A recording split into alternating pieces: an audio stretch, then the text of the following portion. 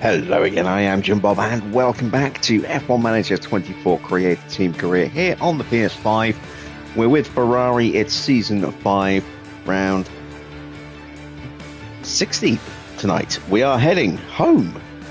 We're going to Italy, to Monza for the Italian Grand Prix.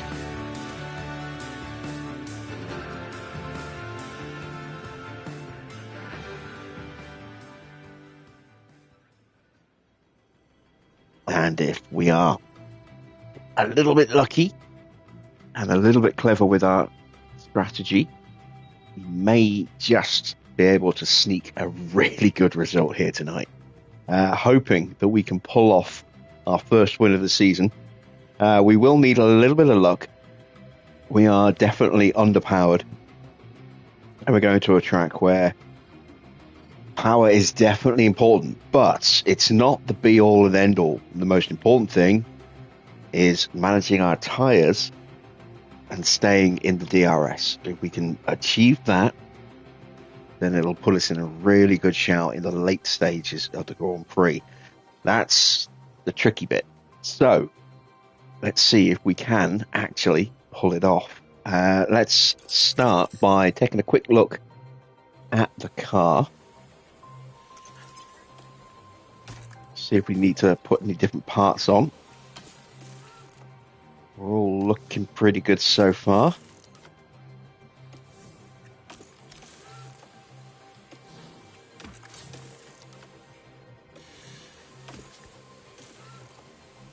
And there we go. So, cars are as good as they're going to get for this Grand Prix.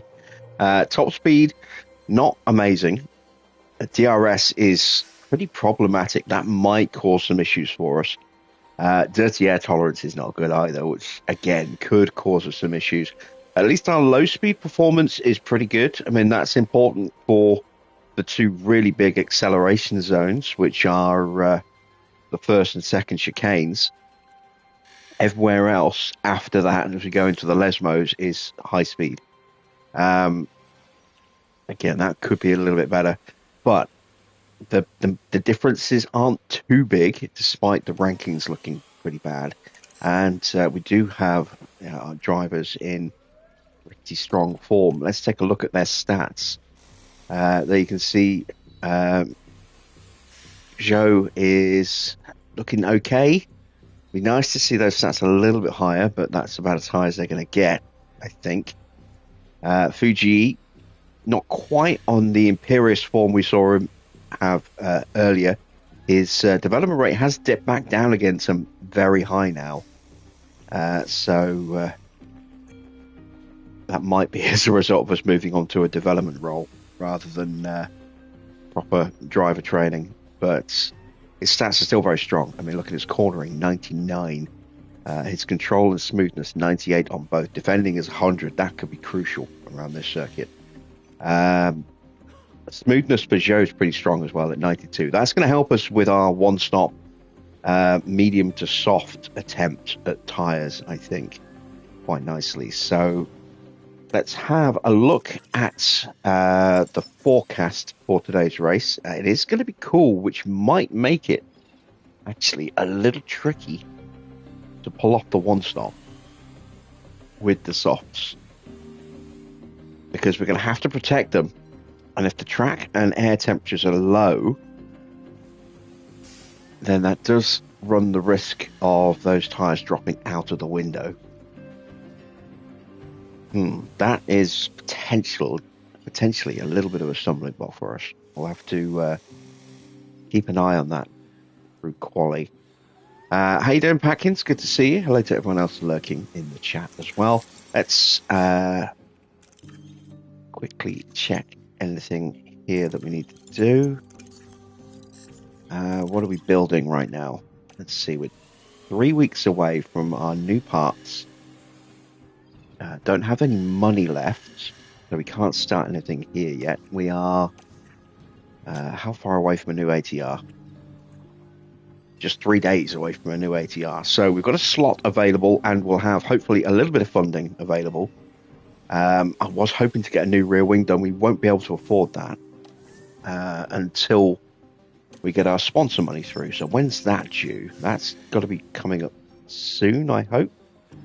Oh yeah, perfect. That's available on the same day as the new ATR. So yeah, we can get a new rear wing started on the Monday after the Grand Prix in the build up to Baku. We won't have it until we get to Kota, but that's when we'll have our other parts as well.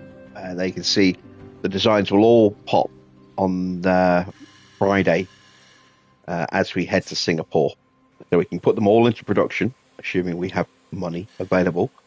And then we've got 1, 2, 3, 4 weeks until we get to Kota to get those parts built and onto the car. So we'll have potentially 4 new parts available for Kota, which would be very nice indeed. So that's hopefully very nicely for the run-in at the end of the season. Let's set our targets for tonight. 14th for Fudo should be straightforward enough. Be a little lower for Joe. 18th for him. Again, should be pretty straightforward there. And let's head to Monza.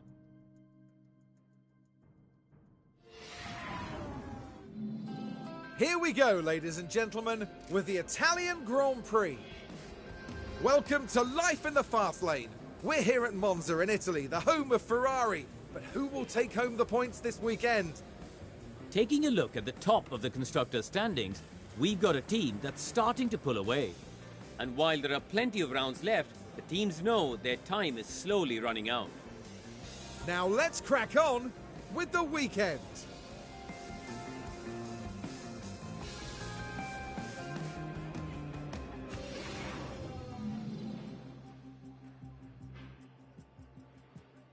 Okay, so let's have a look. We want Gabriele Mini in the car. We want to get him running at every opportunity. Do I want to take Joe out of the car, though? No. We'll keep Joe in the car. So we'll switch out the tyres and go mediums here. We're going to go, let's see, Monza is normally, I think, around 19 laps. So we're going to need to go a little higher than that. We'll go 28 laps. That should be enough to get Mini up to 100% on his development run. Fingers crossed it will be. Evening Dino, evening Wayne. Let's put some practice parts in. That engine's looking ropey, so we'll go with that one. We'll go back to that ERS.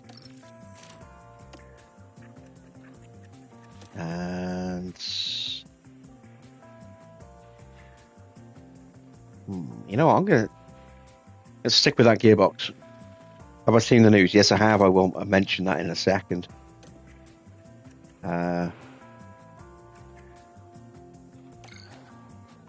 All right, so car parts for Joe.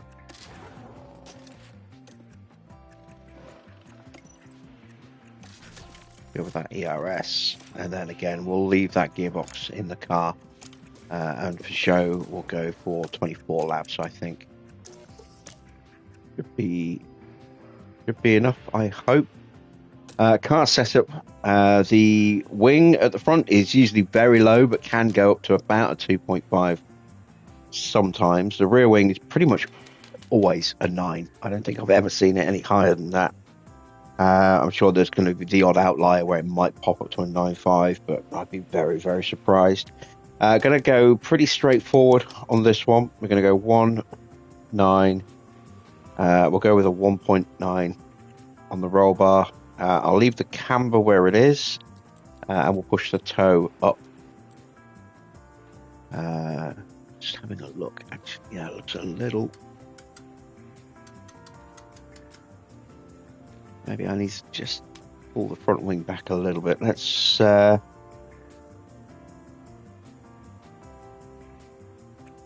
that. Let's actually pull that in as well.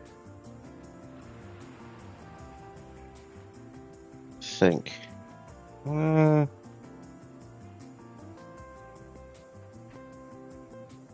You know what? No, I'm going to go with that. I'm going to push that up there. I'm going to pull that back a little bit instead. I'm going to give that a go. We'll try maybe a 2.8 on Mini's car. So we'll go with a 1 and a 9. We're right on the edge of the straights there. That should be okay. So we'll go with the 2.8 on this one. We'll bring the camber down on this car. Bring it down to about there, and we'll push that up, but not as far because we've dropped the camber down. We'll go with that. Both cars are set on runs. We've changed the parts. Let's send them to the track.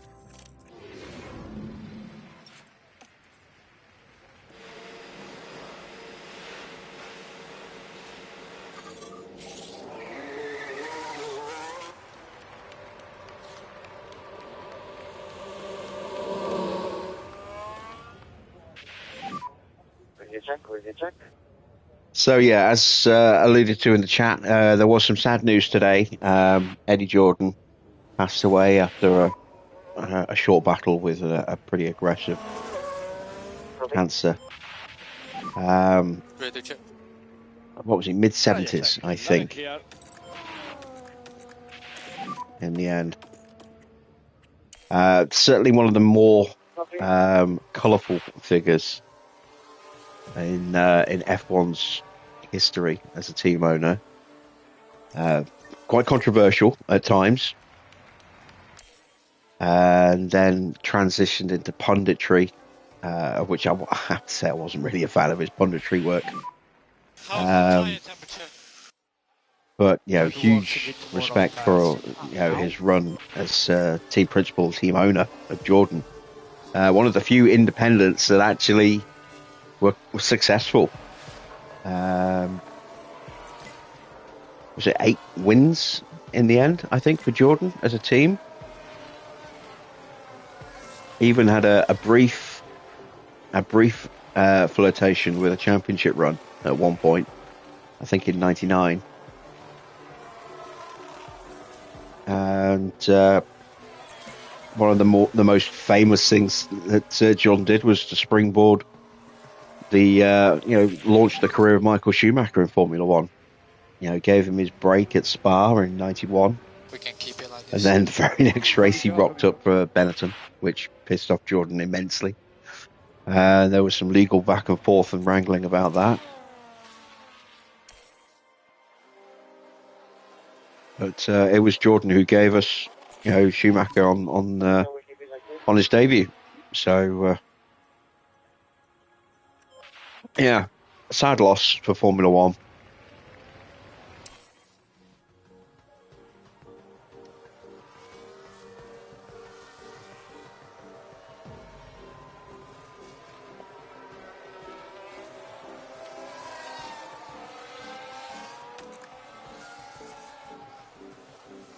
All right, our first set of runs pretty decent. 91% for Mini's car, 95% for Peugeot. A little bit of tweaking needed.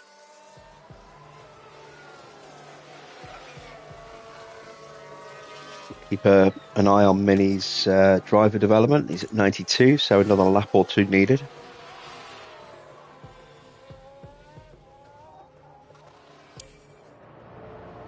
We'll actually ride on board with the young Italian as he does a lap of Monza. Looking at some of the other drivers, O'Sullivan is in for Aston, and there's some damage to the powertrain on that car. Tsunoda has some damage on his RB.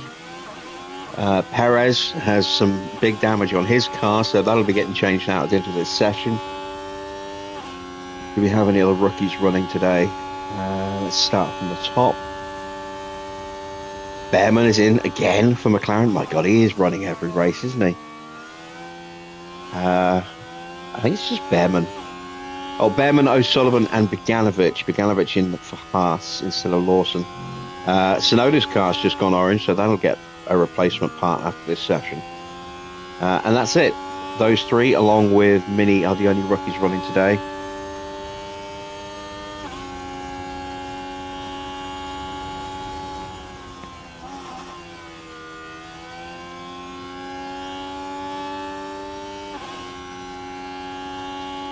Oh no, wait, Mansell is running as well. I missed that. Mansell is running for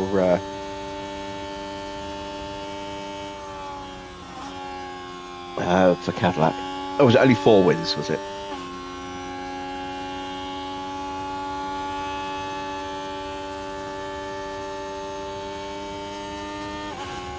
There we go. There's Mini around the track. His development's at 100 now, so we'll call him in.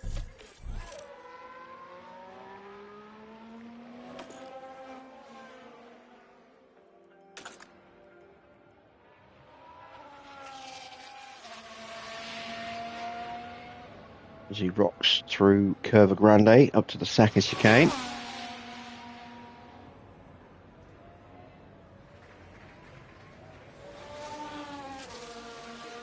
Into the 2 Lesmos.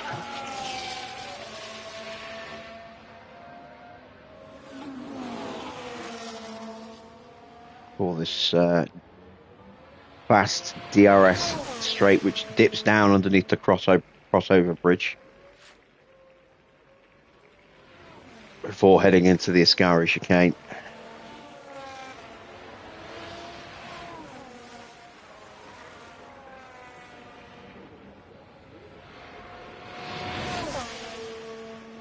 And then another quick blast before one of the more famous turns in Formula One, the Parabolica.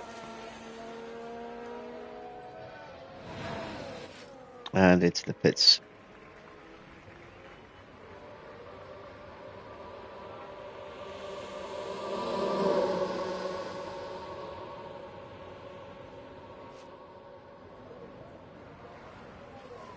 And there we go. Our first Italian in a Ferrari. Right, so little tweaks that we need to make. We need to find 9%.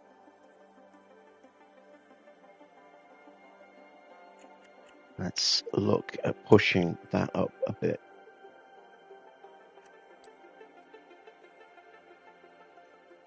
Like that. Joe is on his way in as well at the end of this lap.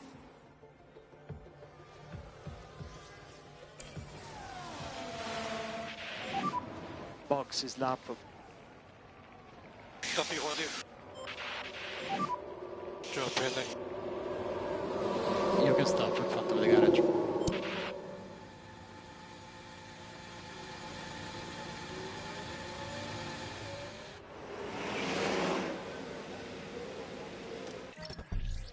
Right, so what do we need to do here? We need to find just 5%.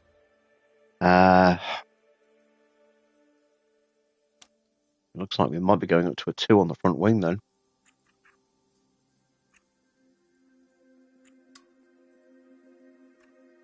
Push that back down a bit. Not sure if that's going to be enough, but we'll try it.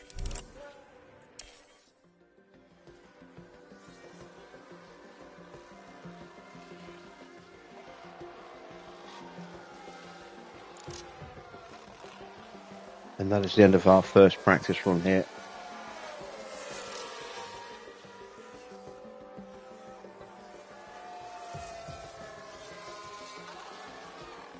Yeah, not the most action-packed race for us at Monza, unless we are low down the order, having to fight our way through.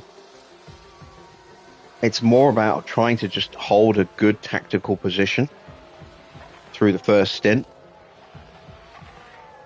And then be really super protective of the tyres at the beginning of the second stint.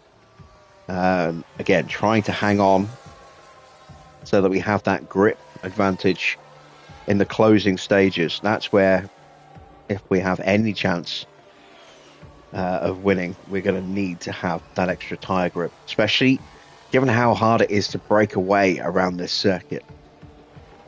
Breaking the slipstream, very difficult to do. Got to do it in the first sector before you hit the detection point just before the second Lesmo. So the exit of the first chicane through Curva Grande, through the second chicane, and up to through the first Lesmo, that's where you have to break the toe, or else you're not going to do it. It's just so hard to do it. And maybe you have a slight chance if you get a really strong exit through Ascari and you've got a bit of a gap, you can maybe just stretch it out a little bit more. But if you're only a couple of tenths ahead of someone into Ascari, it's unlikely that you'll be able to break them before Parabolica, and then they'll get the DRS.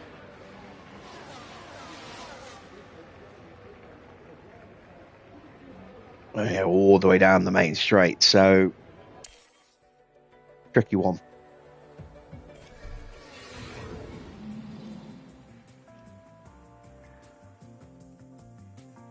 Let's see. We have a penalty for Stroll. That is for, I think, a collision he caused last night, if memory serves. Let's get Fudo back in the car. We want him to run long, so we're going to put 40 laps of fuel in, but we might not run him the whole 40 laps. Changes have been made.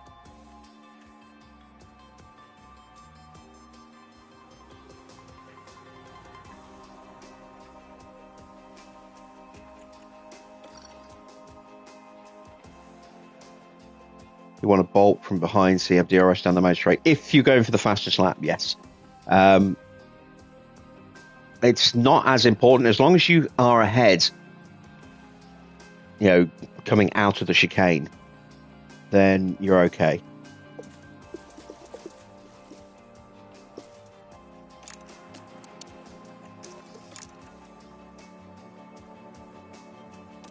Made the changes there as well.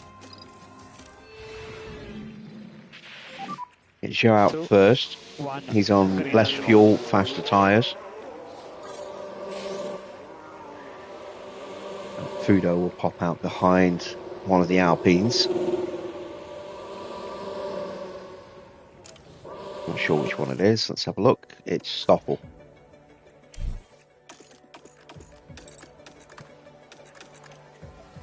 There we go. And let's see how those changes translate.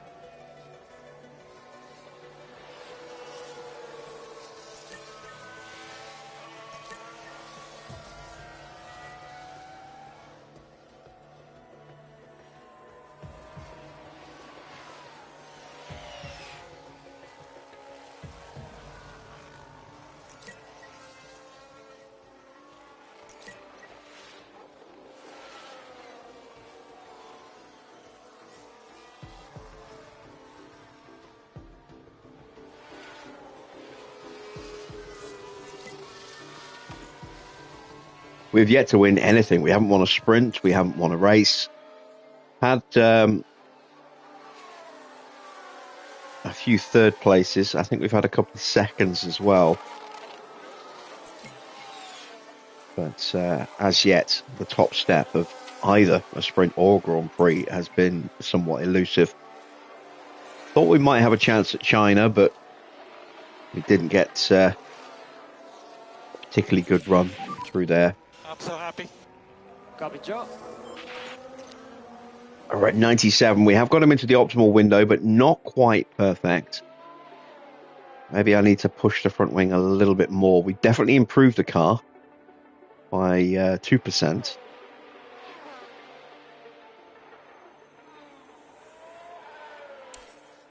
See about Fudo's car. 88. We've actually gone backwards slightly on that one.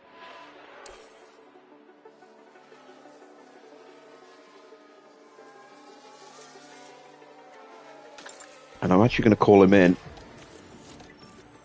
And we'll do a double run. We'll leave Joe out.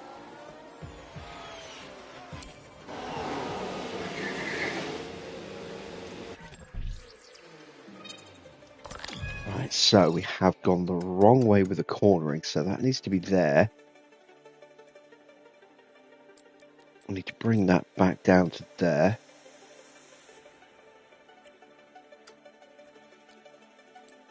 Let's go with that. We'll take some of the fuel out as well.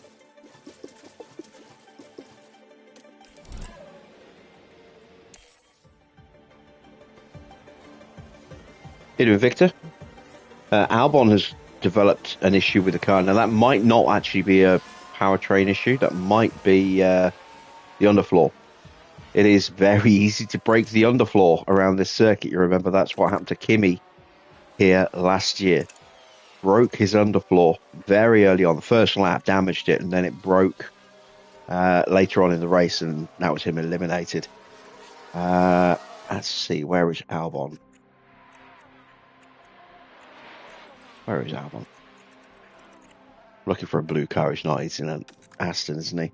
Yeah, look at that. His powertrain's fine. So that is a damaged underfloor for Alex Albon.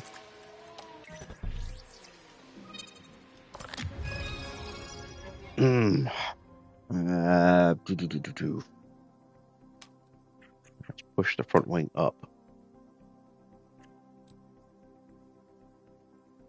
a little bit more. Let's go with that.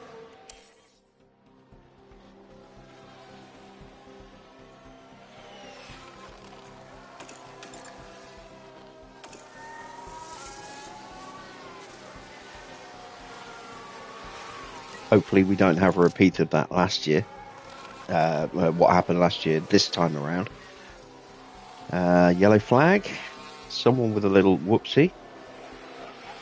It was Albon. Second chicane.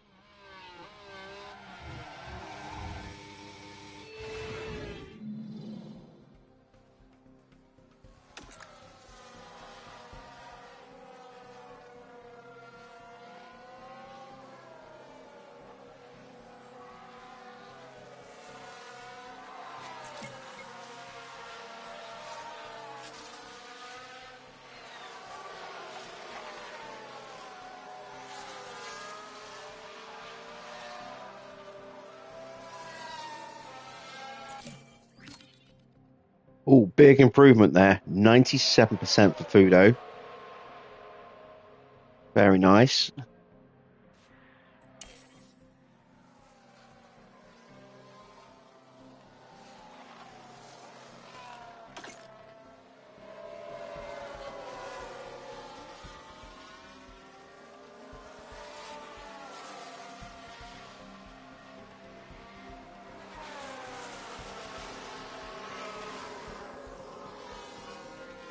But there's a whole manner of cars that can be quick tonight. Leclerc, obviously, along with both of the Cadillacs. You can expect Max and probably Gasly to be quick. Yuki can be quick. Porsche could be fast. Maybe Valtteri as well. Yeah, could be a good 4 or 5 cars fighting for the lead tonight. Yeah, it's all going to come down to who can break the DRS and then stay ahead.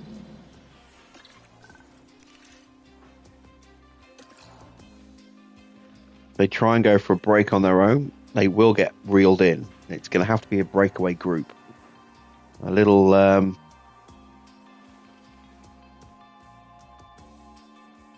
breakaway like in cycling. You know, a small group that breaks away at the front ahead of the main peloton. That's the only way you can stay clear around this circuit, because otherwise DRS slipstreaming just allows everyone else to catch you back up again. Right. Which way do I go here?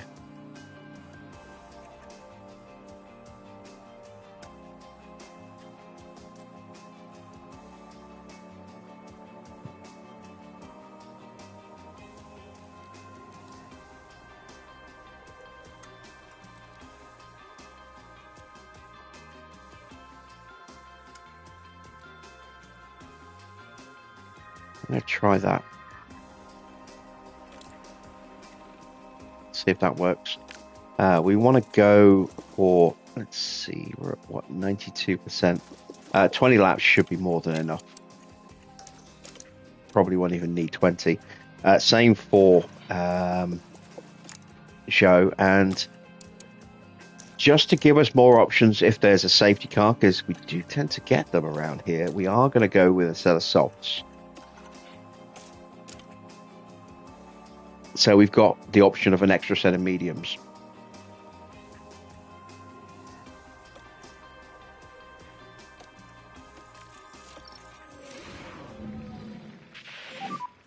Okay, green light.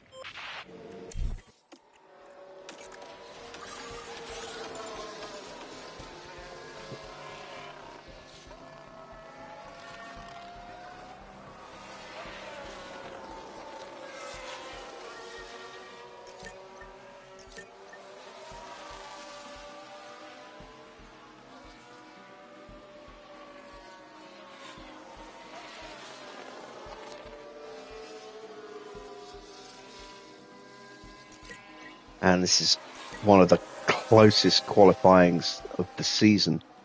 The margins for getting through and getting eliminated are going to be very tight when it gets down to the end of Q2.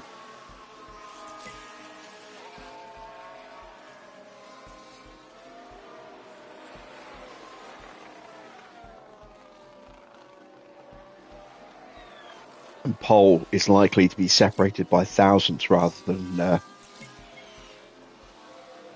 hundredths.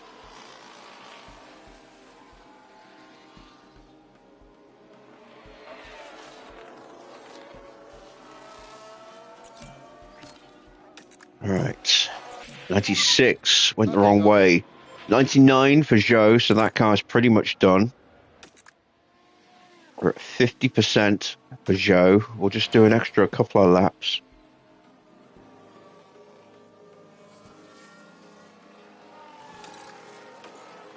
There we go, just call him in. Need to go a little bit longer for Fuji.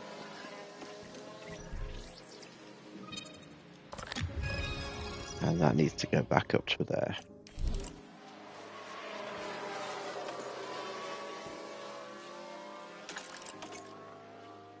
Have to just see if we can stretch this stint an extra few laps. Problem for Nagel on the exit of the second chicane there. Oh no! Why'd they go? Really, they must be careful. Yeah, just cutting the corner there, hitting the bollards. Very lucky not to have damaged his underfloor.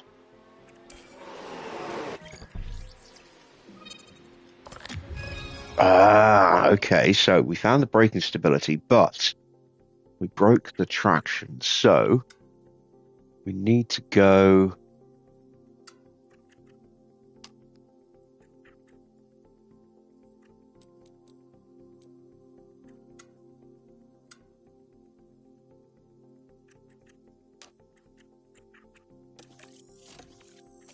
Let's go back to our setup there.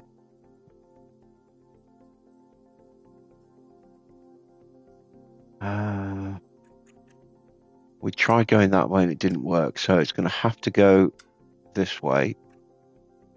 That's going to have to go up.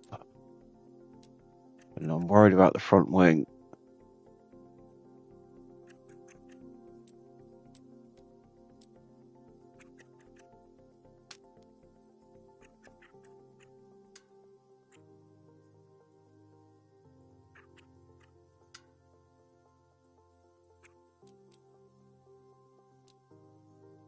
Too much. All right, I'm not sure if that's going to do it, so I'm actually going to run again.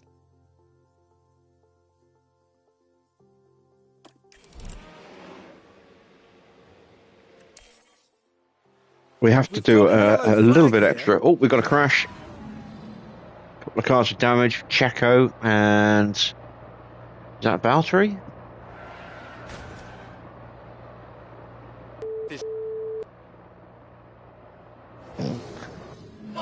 And look at the team there. They all knew what that...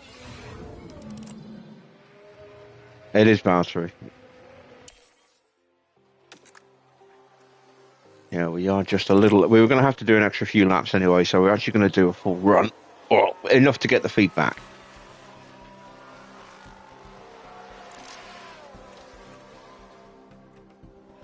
And this is mainly just because I need to satisfy my own curiosity on this one. We would only need to do 5 to 10 laps to get enough track time, if that.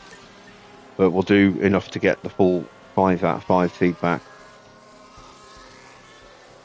Because I want to see if I have been able to get 100% on this car as well. Don't need to run Joe. I know that change I've made will get that there.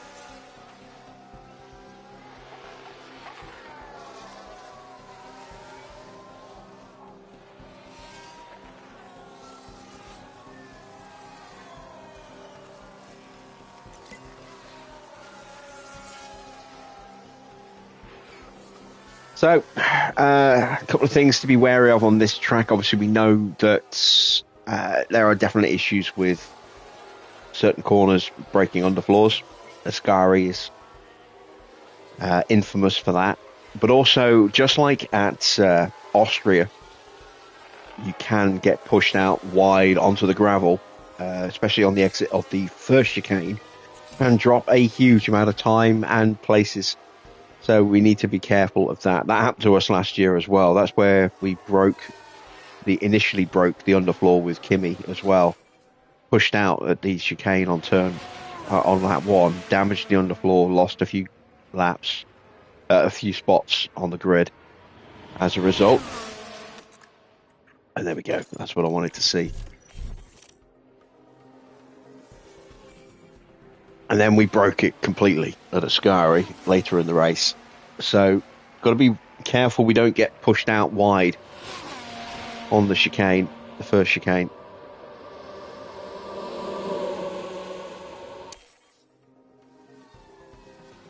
Because even if we don't damage the car, we will certainly lose a fair bit of ground and or places. And with that, we are ready to put the better parts back in the car and head into quali. Now it's time to see who'll come out on top as qualifying gets underway. As we've already seen, Monza is a fast circuit. And it's no wonder the locals call it La Pista Magica, the magic track. For 80% of this lap, the cars are at full throttle, and the engines will need to give it everything they've got here in qualifying. There's Red Bull's driver there getting ready for today's session. What have you made of them recently, Karun? Well, their teammate is outperforming them a little right now, so they'll be looking to close that gap. They must be feeling the pressure, but they can't let it get to them. So don't go anywhere, folks. It's nearly time for qualifying.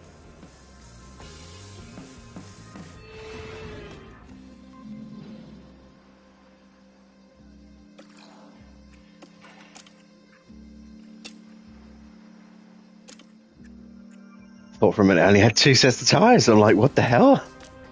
We got 3. We've got 3 plus if we get into the final session, we'll have that extra one as well. We're going with our absolute best engine.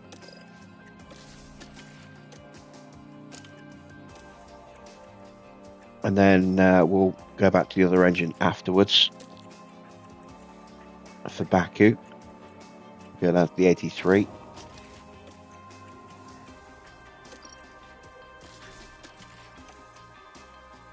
And there we go.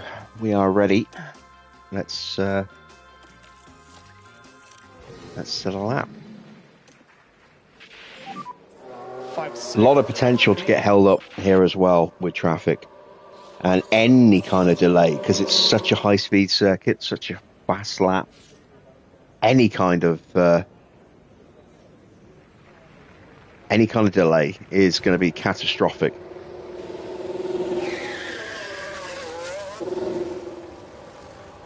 Here it is, Sam.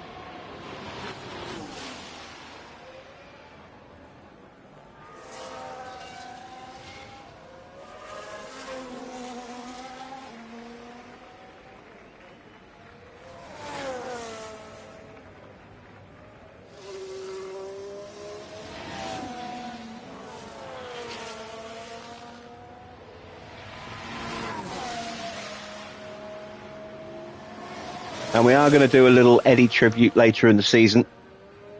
I'm going to design a special logo and livery combination for Brazil, and the team will, for one race, rebrand to Jordan for their win in 03. Position is okay. Tires are okay. So we'll have to do that with Cadillac. We can't do that with Ferrari. But yeah, Cadillac will rebrand to Jordan for one race in Brazil.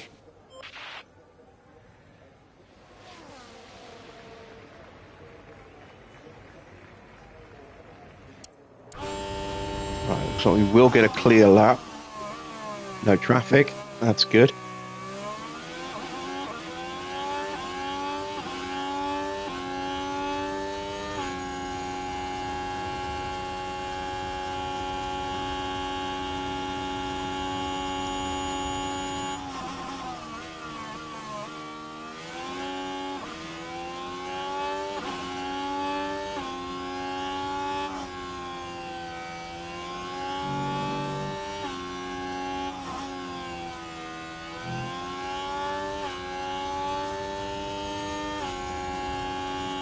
In terms of outright pace, I am expecting to see Fudo outperform Zhou tonight. One of the Cadillacs is currently on track, has gone quicker than us in the first sector.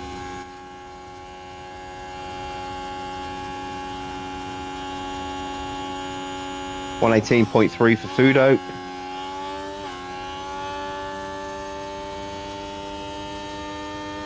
Van Dorn only 0.2 slower,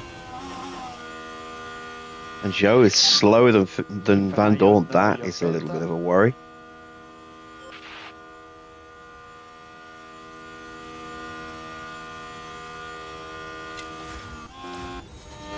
Here comes Kimi, looking to take pole at his home track. He goes top for now with a 117.9.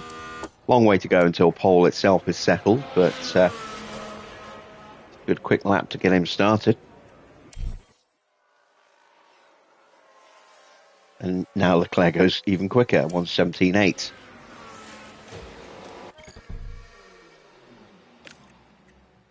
And yes, we did get the 100 on that one, didn't we?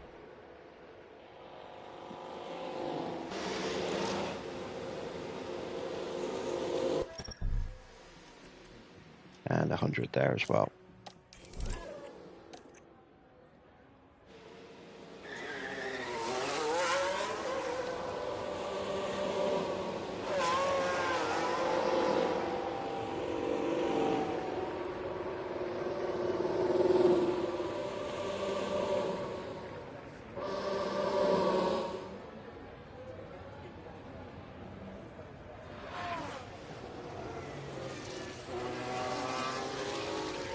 Oh, a little bit of traffic for the Haas at the beginning of its lap here.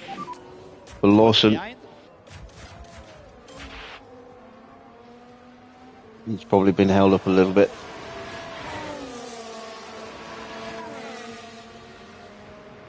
As we pull over to get out of the way. You see Albon has got right onto the back of Norris now. I think it's Norris. No, Porsche, sorry.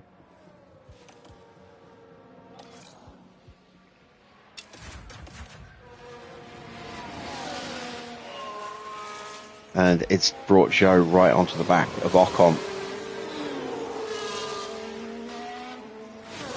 Ocon's close enough to get a slipstream as well, so we might get held up a little bit. Hopefully Ocon can get a bit of a slipstream and we don't lose too much time. Porsche might even get a little bit of a tow off the back of Fudo. But I think Fuji might be a little bit too far ahead.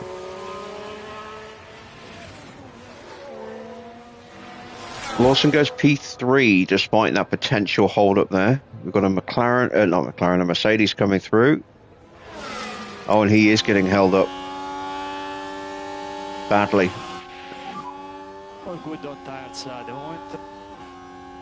track is clear. When you are ready, more push, more push.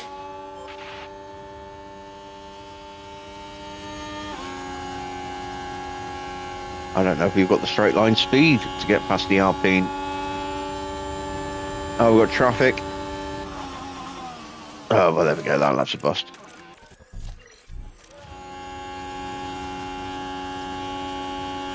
Max pops up into third place.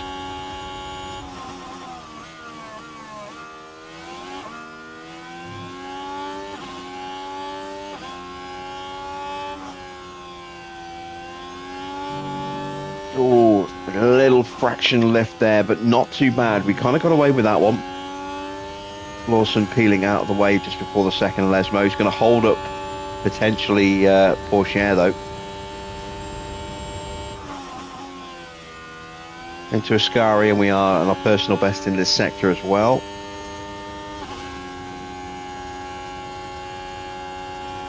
We get a nice little bit of a mini slipstream there as Russell gets out of the way.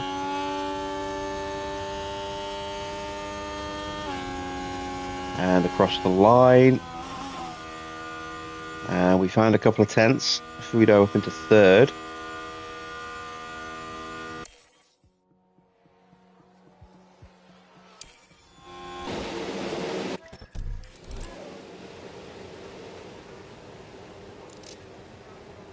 Piastri did not get a clean run. He's in 14th right now. Norris very badly held up. 4.8 seconds off the pace.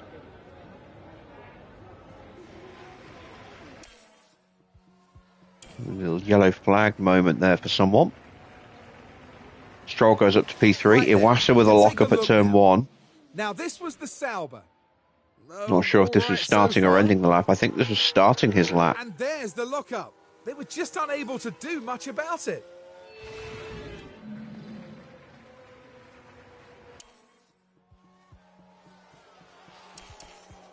There's a little yellow flag there. Let's Yuki. take a look at the replay.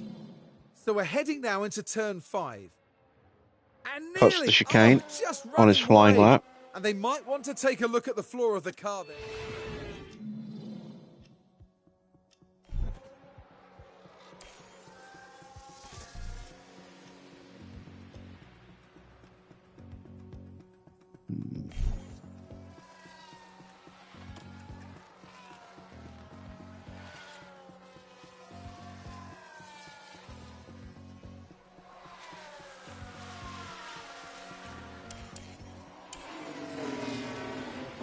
Right, we need a good lap from Joe just to guarantee he'll get through. A lot of room for improvement out there. Iwasa, Norris, Perez maybe. Nagel should improve a little bit. Piastri will definitely improve. Sainz is going to improve. Got to say that Gasly and Russell will improve as well. Maybe even Sargent. Oh, we've got traffic coming out of the pits. God damn it.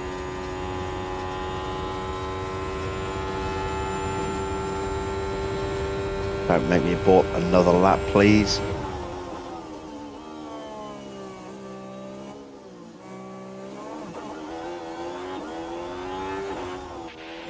Ah. That's it. Yeah, we know. Joe is done.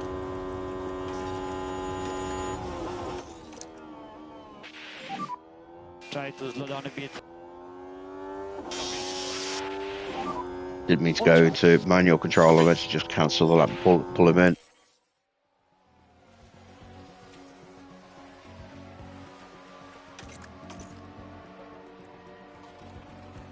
I ended up doing an extra lap as well, which didn't help. We are through.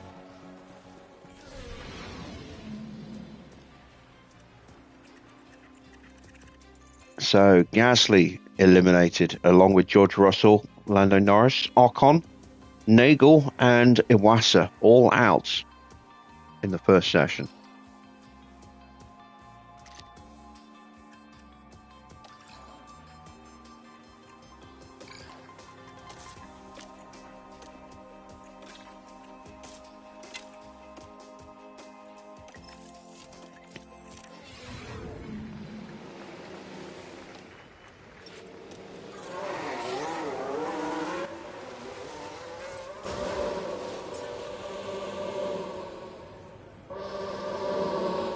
And something we don't do very often, we are going to go to slipstream running for qualifying here because it is worth so much. And if we are to have any chance of winning this Grand Prix, we need a really strong start.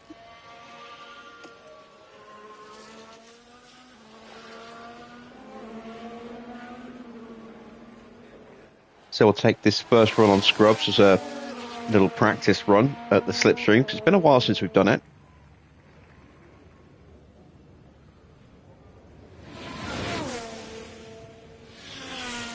Give me a chance to kind of try and judge exactly the distance we need to be at so we don't lose too much time closing up too quickly. But we're not so far back that we can't catch.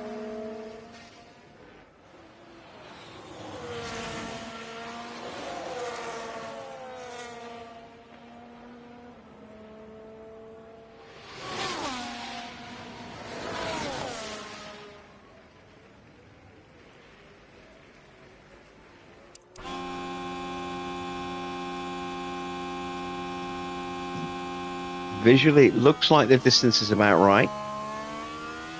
Might be perhaps just a touch too far back.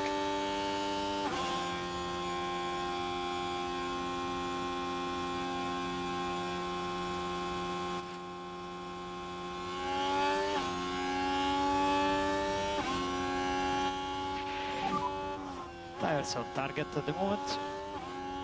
And that Haas won't be a problem. Is okay. More push when you're ready. Nor Yuki's too far ahead.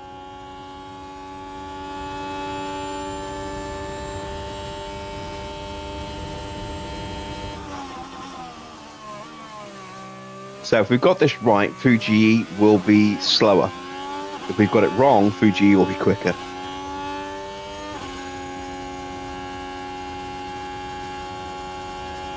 Might be just a touch too far away. Yeah, Fuji's quicker in the first sector. It's not encouraging.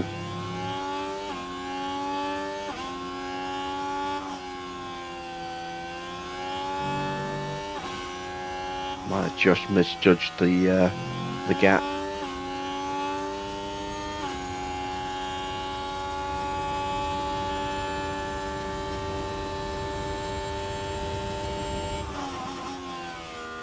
Yeah, we are too far away. And this is why we did a practice run with this first set of tyres.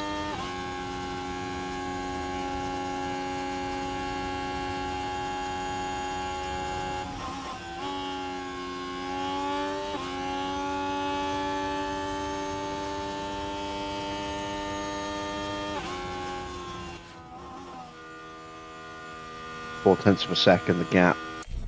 That's a combination of pace and tyres. 4%, it's not a huge amount, but it makes a difference when the tyres are scrubbed to that extent. We need a fast in lap. Copy.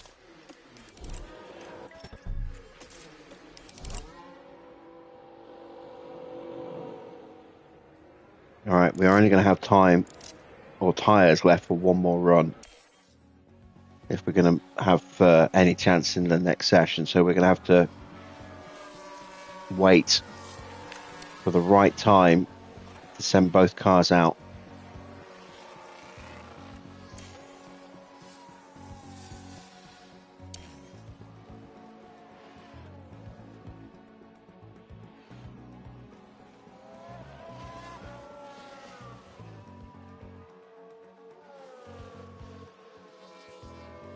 Because we're going to need to rely on the slipstream of someone else.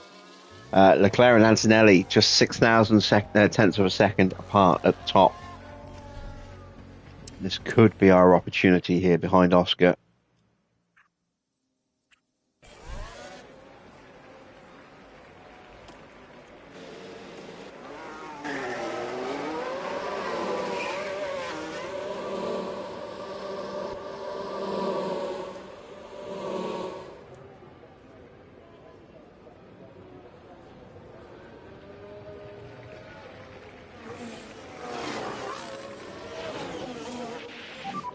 Focus on your out lap. Copy.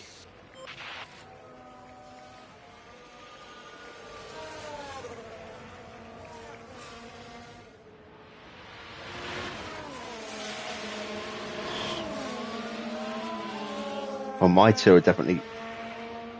Oh, damn it. I forgot. I had show in don't fight mode. Shit.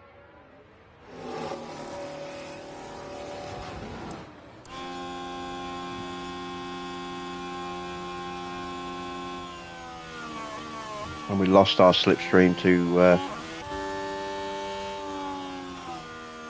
Oscar as well.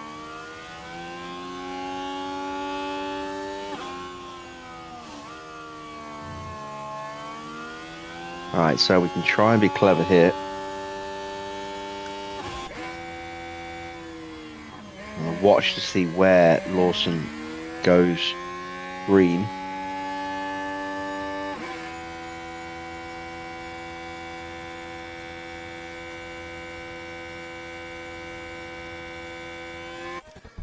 Just before the second Rolex boarding. Okay.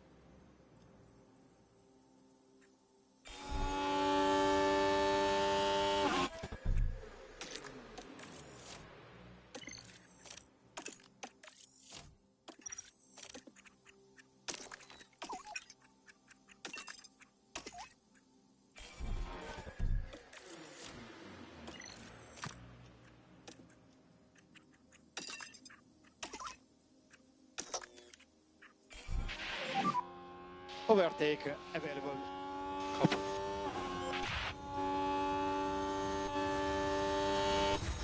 There we go. I think we might have just been able to tie that in. Now we're just going to hope we don't get held up with traffic.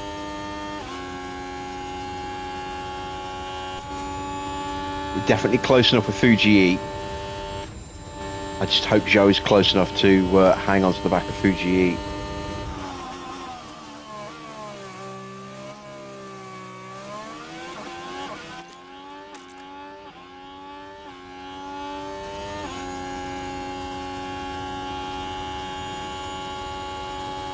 Definitely closer than our first attempt because we couldn't even see Fuji through Curva Grande.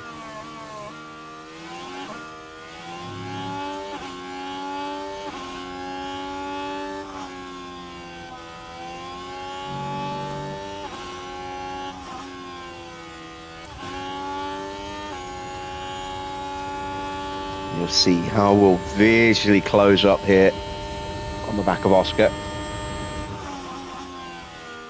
And it's purple.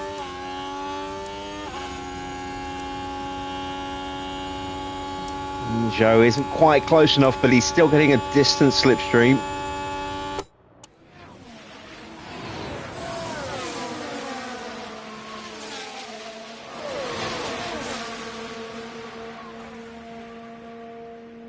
Across the line, it is a 1:17.1. Joe does go quicker than Oscar. And that is us both safely through to the next session.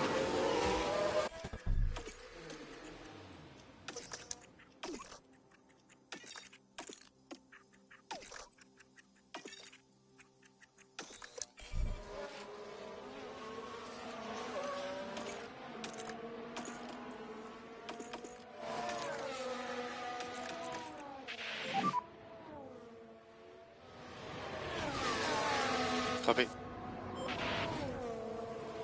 So Valtteri is out. Valtteri didn't even set a time, so Valtteri is starting from the pit lane. Sonoda is out. Sargent is out. Van Dorn improves to P13, but he is out.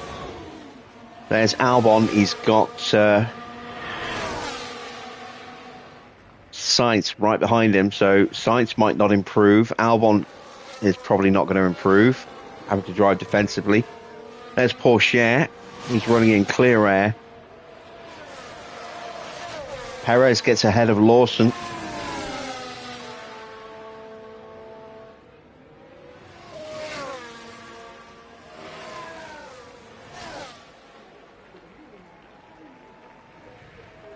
Pourchaire jumps up to 6. That knocks out Liam.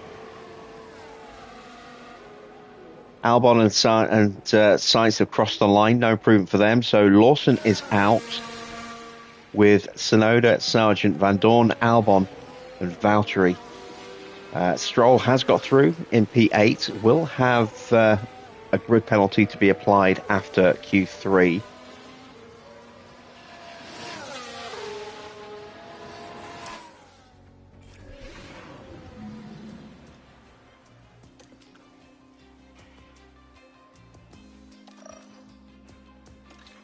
And we are through to the final qualifying.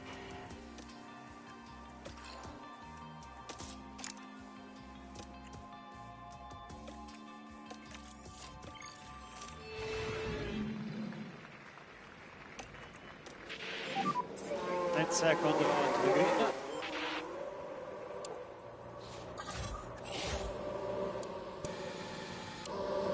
This is going to be a very slow time.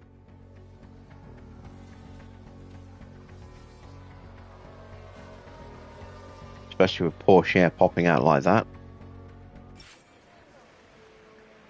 119.2, 20 thousandths or 200ths of a second between them, and we're immediately 8/10 slower than Stroll, who does a 118.4 dead. You are in a good position for the moment.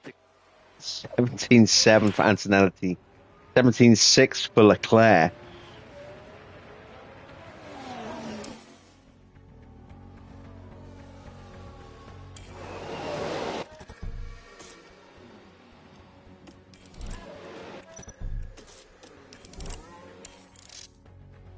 And once again, we are going to sit and wait now.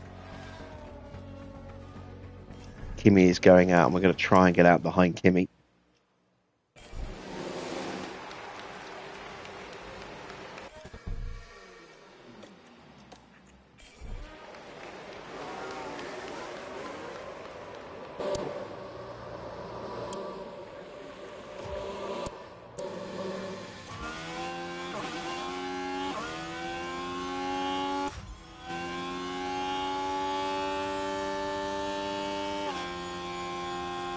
We're going to try and repeat the trick we did against Oscar in Q2. I want to have 2 sets of softs available for the race. One to start with, and then one in case we get a late-ish safety car. I want to have as much grip available. And then if we get an early safety car, we've got an extra set of mediums as well. And we've also got a set of hards, which we could use, but probably won't. Our car is just lacking a little bit of pace all round for that.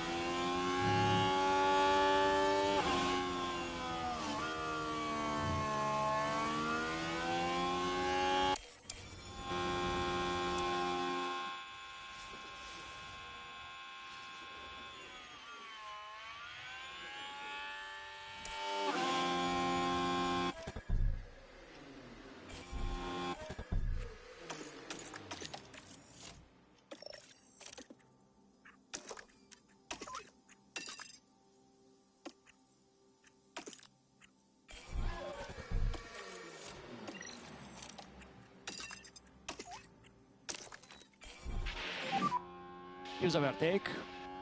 Copy.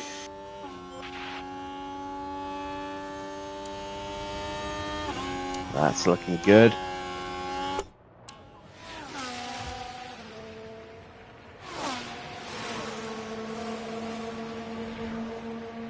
And we are going to get through without Max popping out in front of us as well. So we're going to get a nice clean run now. We just have to hope that we don't make any mistakes. We've caught the back of Antonelli already.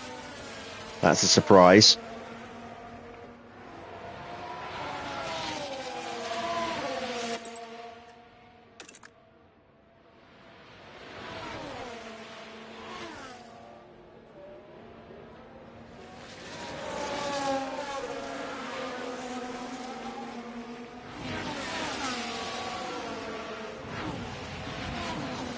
This is where it might actually benefit Zhou, because he still has ground to close, whereas Fuji's kind of about as close as he can get before he starts losing time. Although Antonelli actually went faster than us in the middle sector.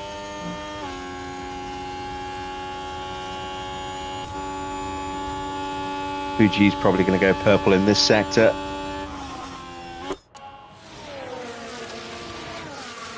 As Leclerc makes his way out onto the track. Across the line for Kimi. We have gone first and second, a 117.4 and a 117.5. Or was that a 117.6?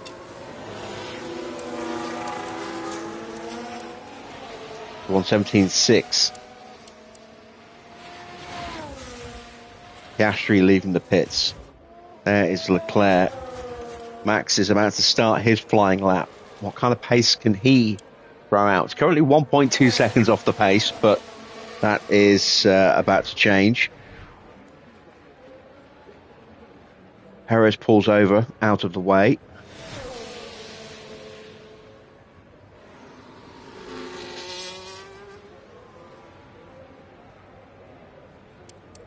So Perez is done. He's starting 10th.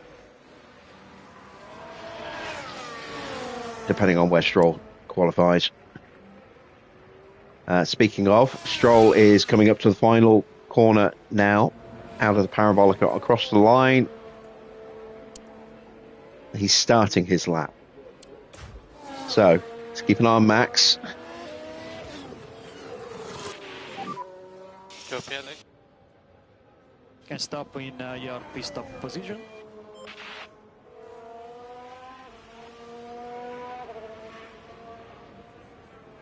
There is the potential for Piastri to hold up Max here. No, wait, that's Antonelli. Piastri's not going to get round in time. He's left it too late.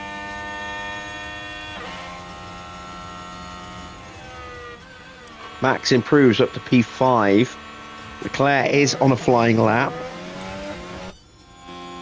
Piastri's not going to make it.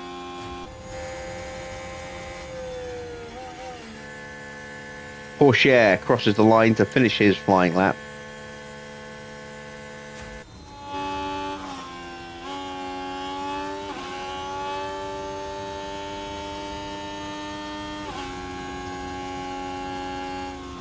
And that's it. Piastri's done.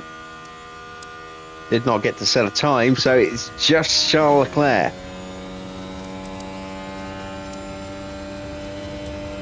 He has not improved in the first sector or the middle sector. I think we could be looking at a front row lockout here.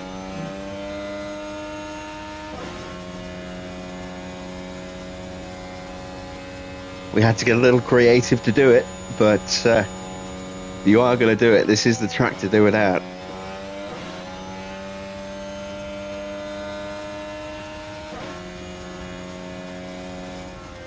And no improvement for Leclerc. He will start from P3 with Antonelli alongside in P4. Max will be P5. Stroll is 6th, but with that 3-place penalty will drop down to 9th. So it'll be Piastri in P6, Porsche P7, Sainz P8, then Stroll in P9, Perez in P10. And Oscar left it too late to have a crack at improving his time there.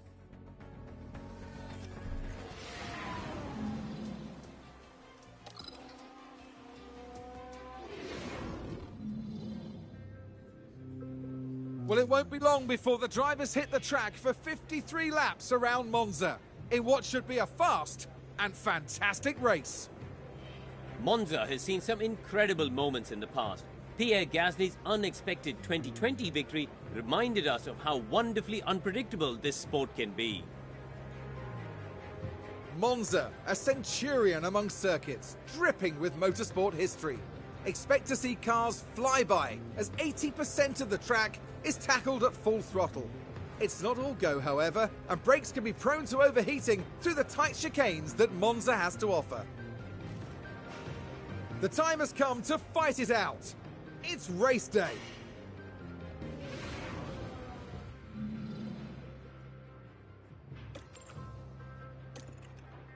So, this is the strategy plan.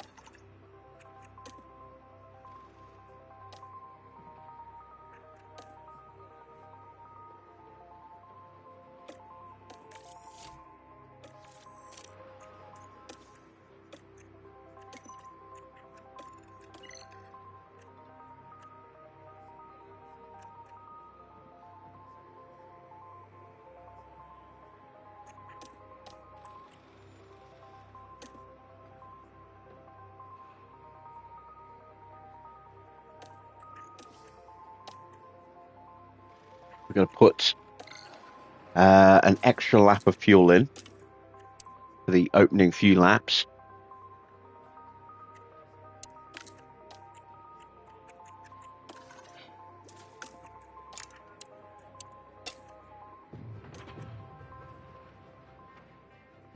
We're going to have the Dream start first and second, but can we hang on?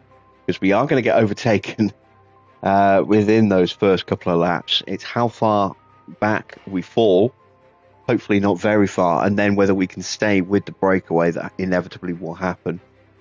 And then just stay close enough so that when we get into that crossover onto the medium tyres, hopefully everyone else will be on hards, or the majority of people will be on hard tyres, and we can try and really bank a bit of extra performance for later in the Grand Prix.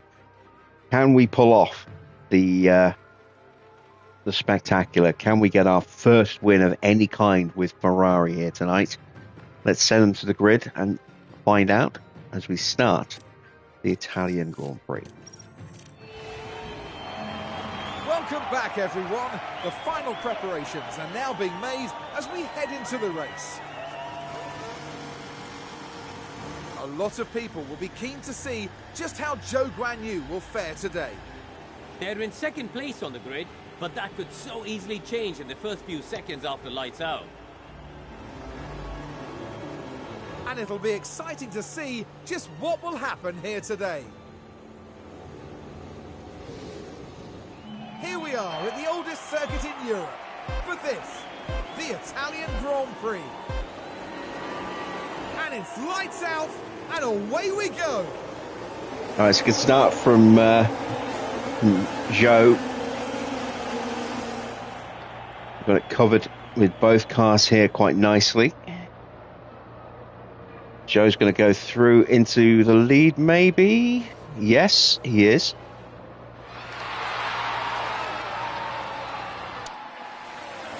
Antonelli is right there in third. Got ahead of Charles Leclerc. And Antonelli's on softs as well. Ooh, that's interesting. And he already gets ahead of Fujii.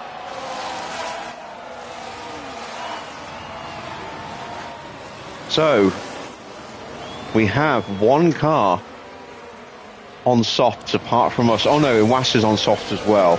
Everyone else on mediums. Are we looking at a potential two-stop for Antonelli here?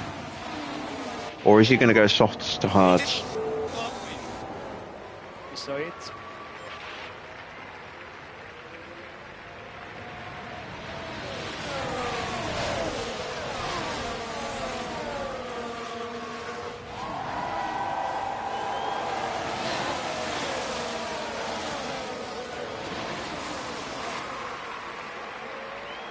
I'm expecting Antonelli to whiz past us very quickly on this lap. I want him to get past us. It'll be easier for us to stay with him than it will be to keep him behind us. Oh, and he gets pushed wide. He loses a bit of momentum. That's created a little bit of a gap. He's damaged his underfloor again at that first chicane. Oh, and that is bad news for Antonelli. It's a ticking time bomb now on that car. If it underfloor breaks again and goes orange, that'll be it. That'll be retirement. So is history going to repeat itself for Kimi Antonelli? Is he going to end up breaking his car once again?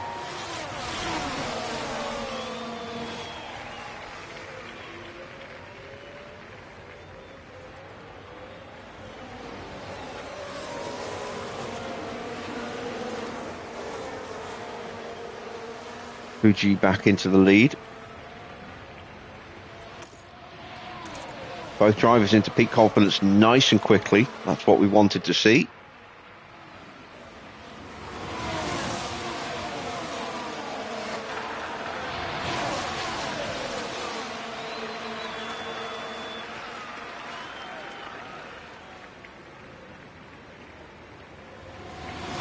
We are yet to use our battery, and I have no plans to use it until we absolutely have to. In these next couple of laps, at any rate.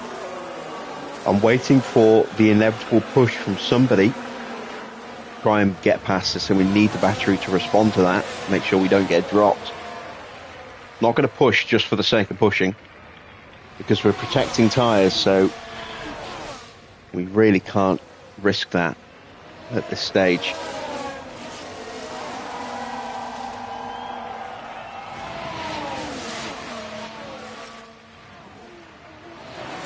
And now, Perez is locked see up. What happened? Right, let's have a look as we go into turn 4. The brakes couldn't cope, and hopefully there's not too much damage to the tyres.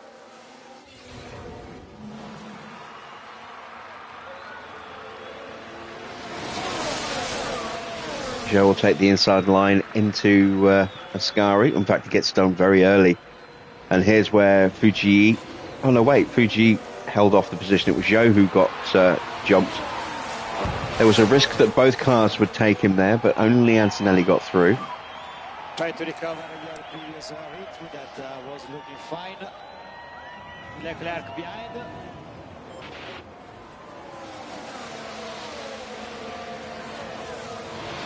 You can see Leclerc suddenly looking very racy. He might be about to dump his battery.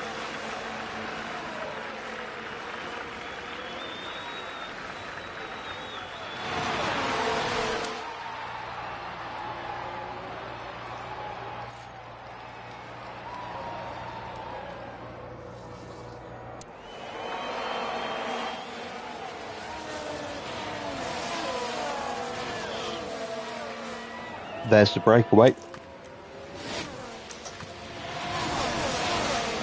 We knew it was coming. Oh, a fault for Leclerc early on. There's something strange with the engine. Now, this could change the picture quite dramatically. He's having engine troubles this early on.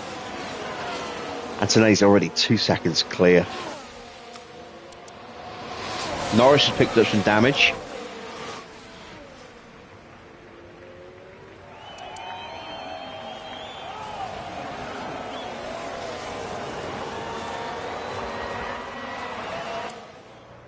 His wings look okay, so that's probably underfloor damage for Norris.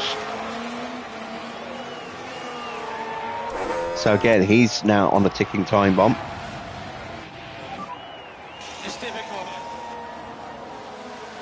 Okay, do your best there. Comfortable fastest lap there for Kimi. 1:24.6. Yeah. Very quick. 2.5 seconds quicker than us.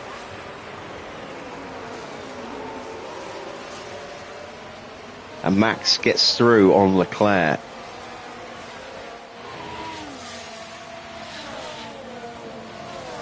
And now we're starting to take some time out of Kimi. Hopefully we can catch him on this lap. There we go, cleanly through the chicane as we switch places. We have dropped Verstappen and Leclerc as well. So if we can get onto Kimi here and then run his pace without having to push the tyres as hard as he is, that sets us up very nicely. Very nicely indeed.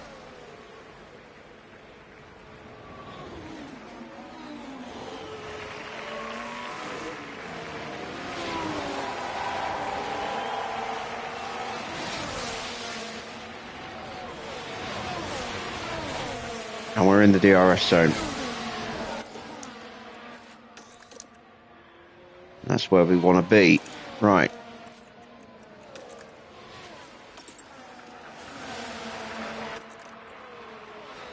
Turn down the defense. Turn down the attack.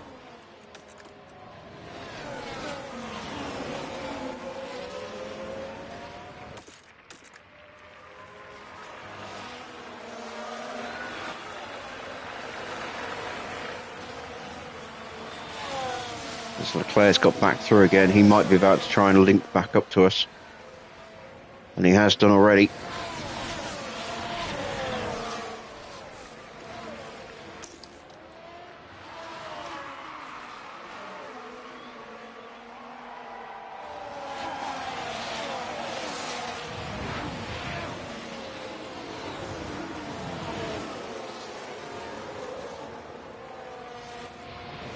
So much for the breakaway.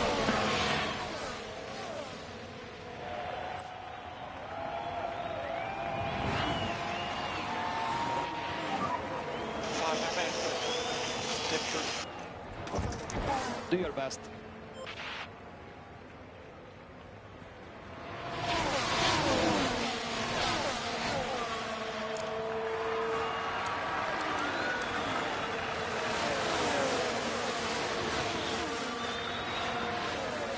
Antonelli's tyres not looking too bad. He's not thrashing them. Wassers have taken some punishment.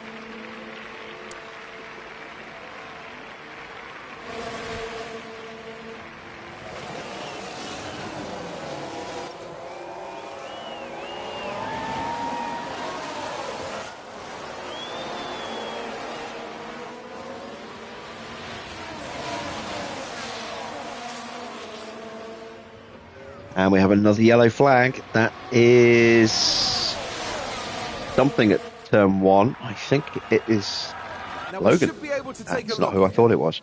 Now this is Logan Sargent. All good at this point. Well, you can see the lockup. Now they did leave it very late. Over the bollards, back onto the track.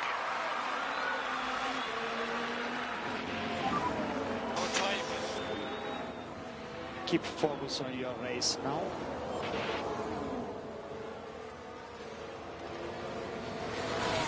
And our spare fuel has gone.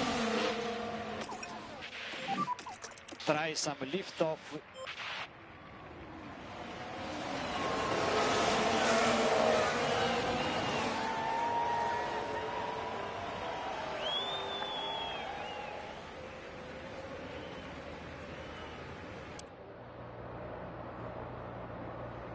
As you see, Max moving through into 4th place now. And he's going to try and put the moves to us as well.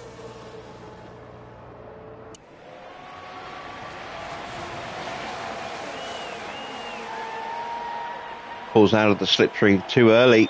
And Leclerc suddenly swallowed up by Porsche. Piastri's going to have a look around the outside of him as well. Fuji moves into the lead.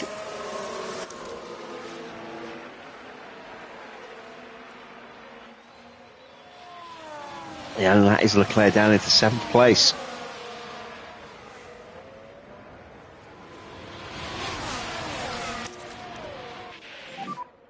Okay, mode charge. Mode charge.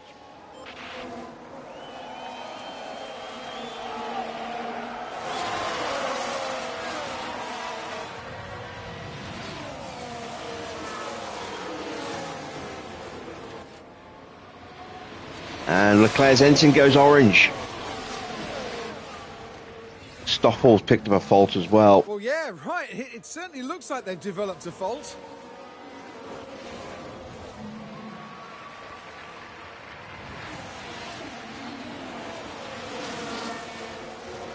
Oh, bouncing the curbs. That's dangerous. Max has got through. Fudo's down to 4th.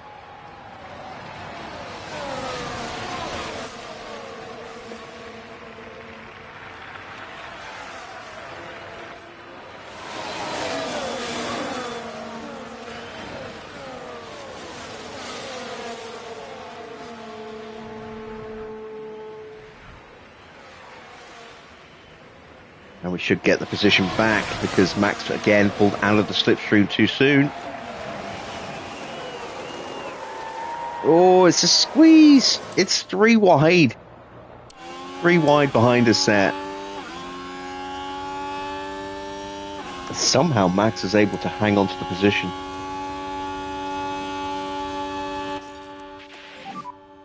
Try to slow down a bit. Copy.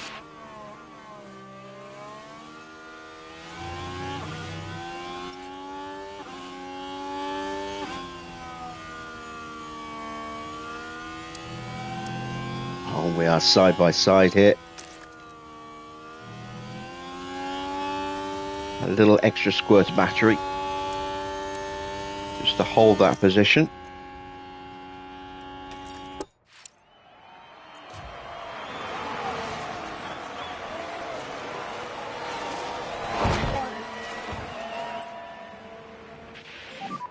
I'll try my best. You're doing a good job.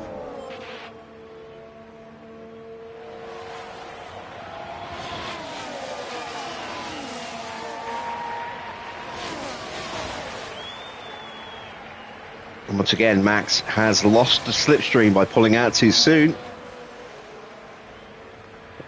And Porsche will slide on through now. Leclerc down in 8th place now. And Ocon's picked up some damage. So this is what happened. Heading down the straight, the opportunity's there.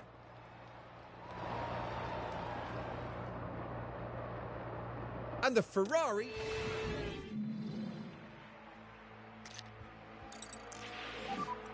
Currently sitting duck. So Ocon's probably got problems there. Leclerc, yeah, there's his orange, and we've gone yellow already. Full safety car. We've had a big shunt at the back. Stoffel's out.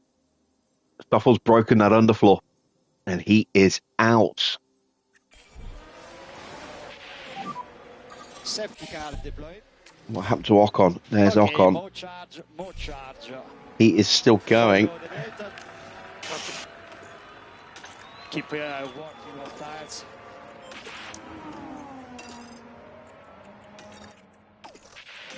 So we have to make a decision now. Do we box? Or do we try and stick it out?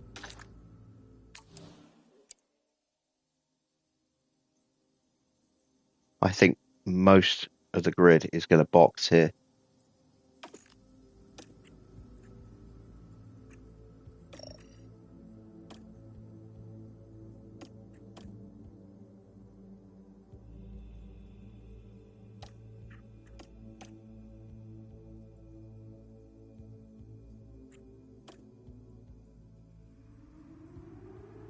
Oh, choices, choices.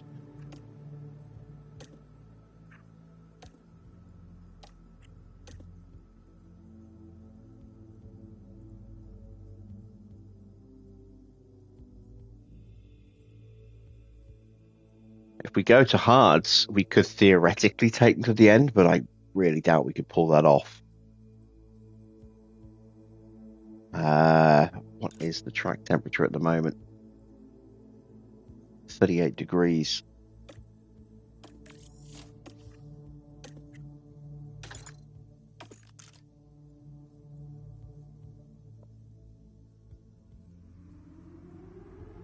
Might get a little warmer on track. I don't know what to do here.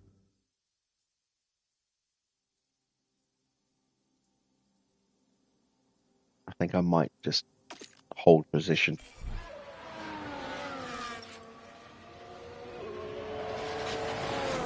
Tyres are still in decent shape.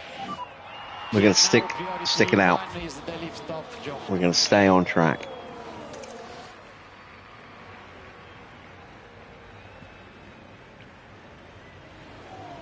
We'll get that extra fuel on board so that we'll be able to keep pushing that.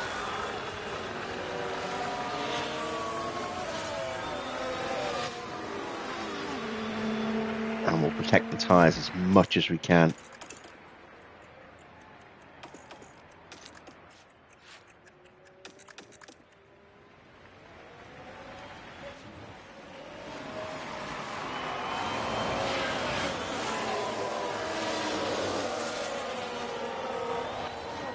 And there we go, Antonelli's boxed. I knew he would box.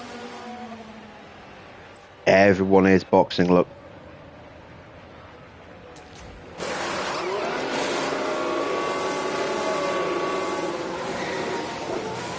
And this is another reason why I didn't want to box, is just given our position at the end of the pit lane, we would stand to lose potentially quite a few positions. Joe might have been able to stay ahead of, actually get out ahead of Antonelli, but Fuji would have lost quite a few places. The whole field is boxed.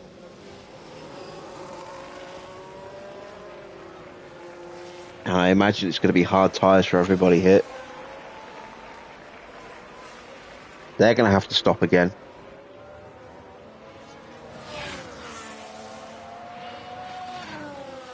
And now the question remains,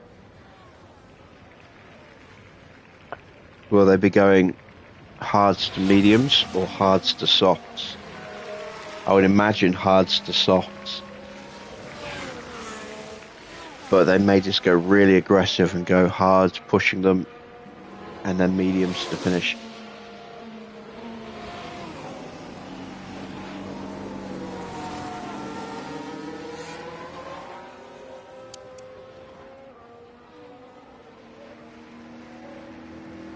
So we're back at the front, where we started.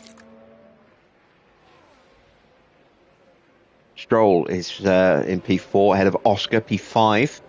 So he's benefited from the safety car. Max in 6th, 7th for Tsunoda, 8th for Sainz. Leclerc down to 9th now. Still with a very bad engine that's not going to get any better in this Grand Prix. It's just going to get worse. He may potentially not even finish this Grand Prix. Then it's Lawson in 10th. Iwasa is 11th. Nagel in 12th place right now. Ahead of Logan Sargent, Gasly, Russell, Pourchaire all the way down in 16th place. Then it's 17th for Ocon, 18th for Albon, 19th for Norris. Norris with the broken underfloor. I think Ocon has a damaged underfloor as well. Then it's Valtteri Bottas, 20th. Perez, 21st. And Van Dorn out with a broken underfloor, which is why we have this safety car right now.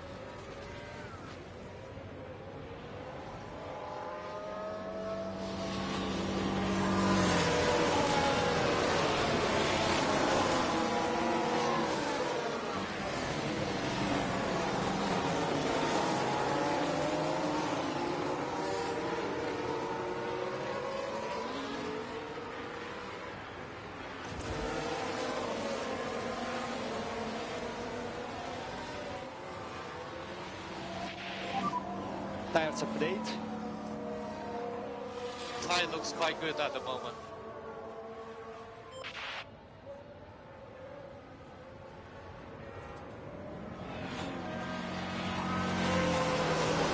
One thing's for certain, we will have an undercut when we come off these softs onto a set of mediums. How long we can stay out is another question entirely.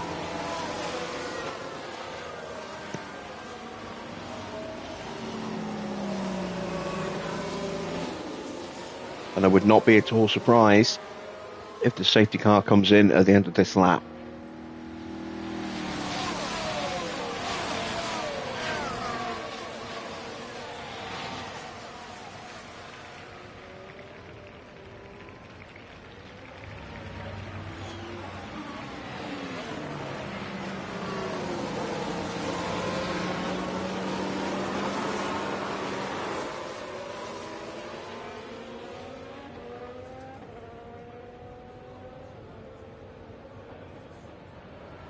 It is going again by the look of it. I mean, that's fine. Our tyres are getting a little hot in the dirty air of the safety car. But we are gathering some extra fuel, which we're going to need to keep these tyres competitive at a low pace setting. We're going to need to stay aggressive in the braking zones.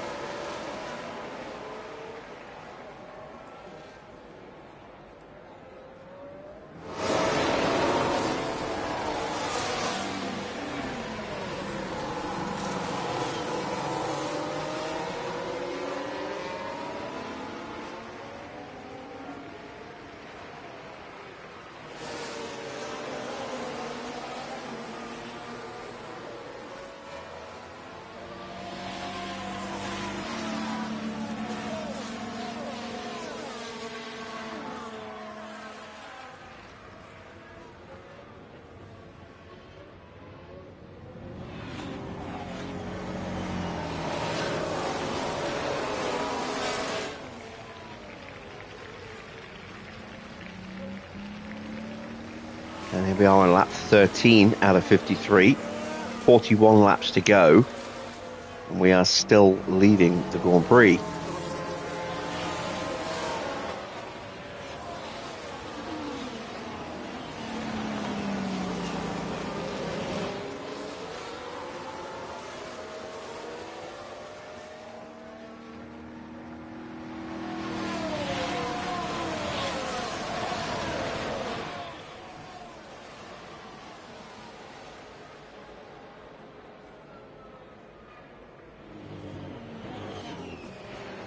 And look at the tyre temps going up now. Joe's tyre starting to cook. There we go. There is the safety car warning.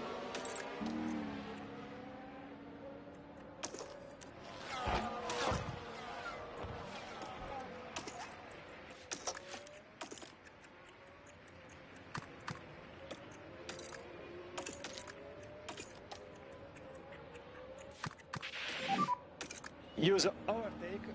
Copy. And we are about to get underway again on the exit of the Parabolica.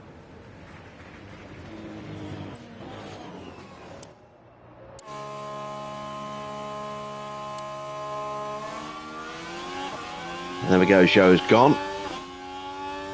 Fuji's gone with him.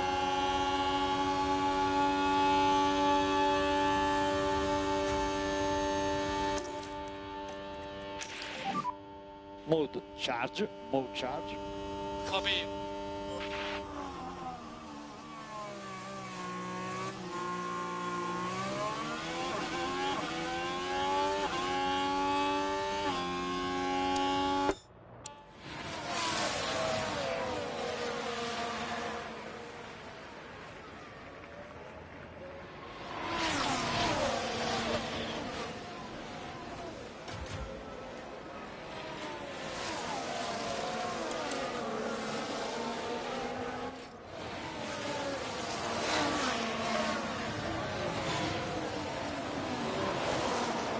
And that's a lock-up for Let's Albon. take a closer look. Now here we are tackling turn 3. And there goes the Gets through steering. turn 4. And they ended up their Well, own gets through turn passenger. 3, okay, locks up through turn 4. But manages to keep the car going in the right direction. Keeps it on the track. Doesn't go wide too much. Doesn't lose a place. And I want to have a quick look at Leclerc's engine temp. It's 105 degrees right now. See what it is at the end of the lap. Antonelli has got through. So has Stroll. And Tsunoda's having a look as well. I did say that the RBs could be quick here. They're both right up there. Sainz now in P5.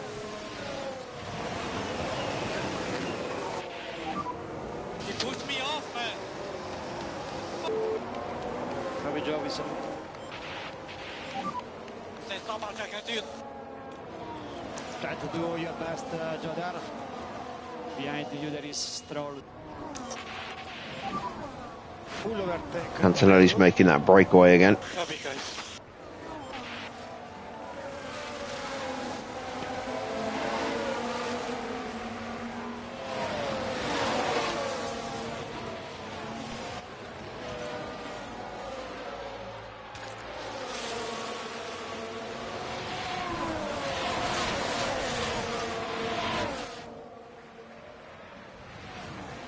Through goes Stroll. Up into P2 now.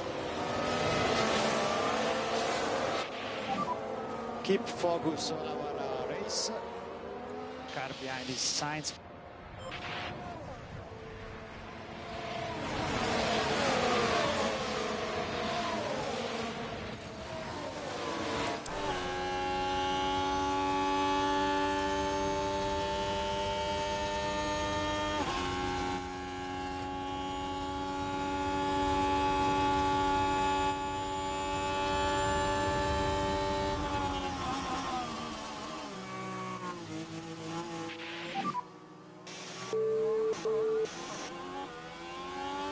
Do your best,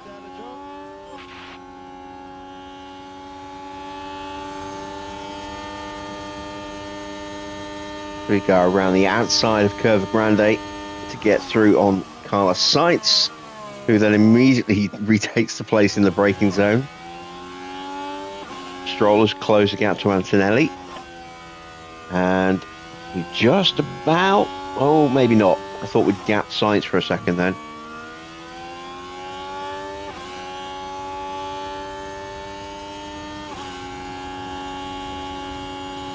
Yeah, almost out of battery. But Oscar right behind me as well.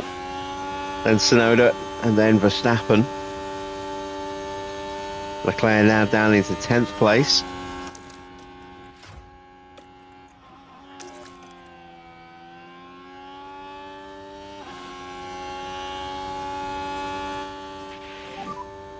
Full charge.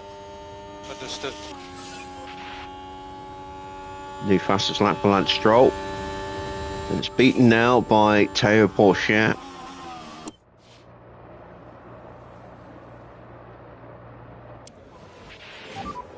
Yeah, he caught me. Get it, Joe.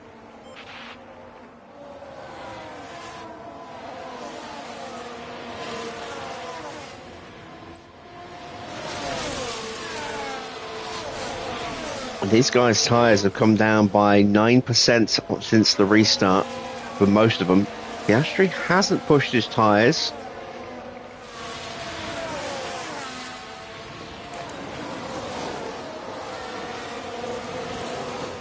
Or if he has, then the tyre wear combination of him and that car is very, very good.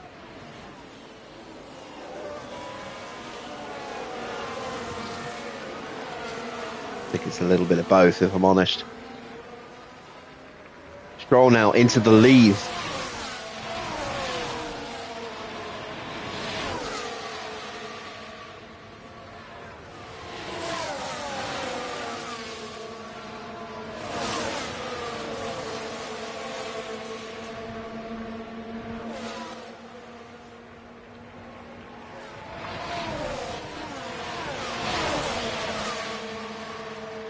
I have to be extra careful with the tyre wear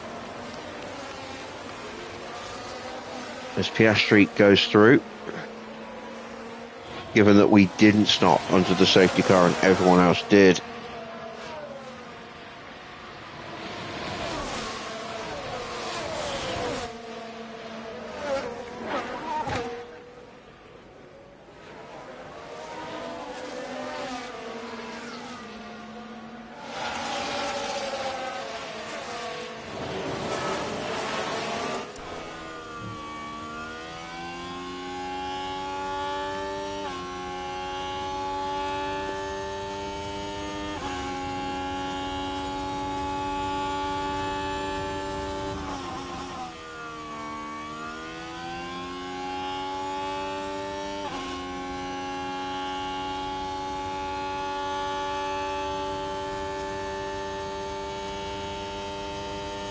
And then Sainz gets through. Joe down to 4th, but we're still in the pack, so I'm not worried about that. Just 3 behind. As we do get back past Piastri there. Again, pulling out of the slipstream. That's what caused him to lose the place. Little worried for Joe here. Do not get pushed onto the gravel. Kept it on the track. Will do.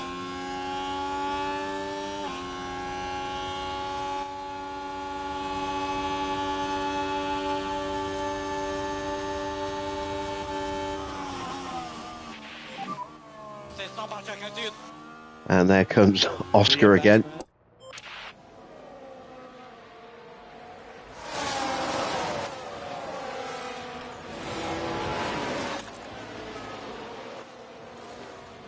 Part of me wants to turn the tyres up. Part of me doesn't want to take that gamble just yet. I'm looking at tyre wear. Piastri now starting to push his tyres a little bit. Antonelli's eased off on his a little bit. But we're still definitely at a disadvantage. As Piastri moves up into third place now as he gets past Lance Stroll. Antonelli's back into the lead ahead of Carlos Sainz. Then it's Piastri, then Stroll, then the two Ferraris. Porsche lurking right there.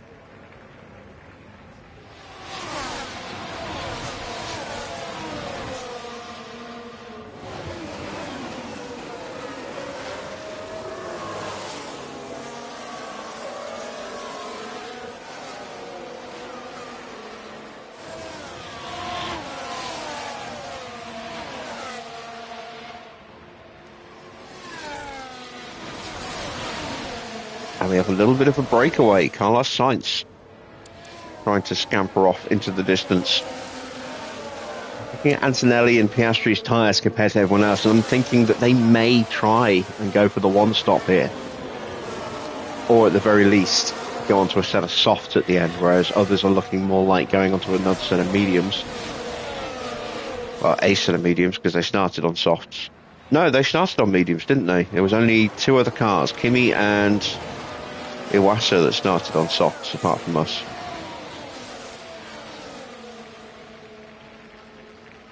And we have got a breakaway gap. You can see Leclerc now over 3.5 seconds away from Max and Yuki, who are at the back of this little pack. And Sainz's breakaway is still going, but this is where he's going to start to get reeled in.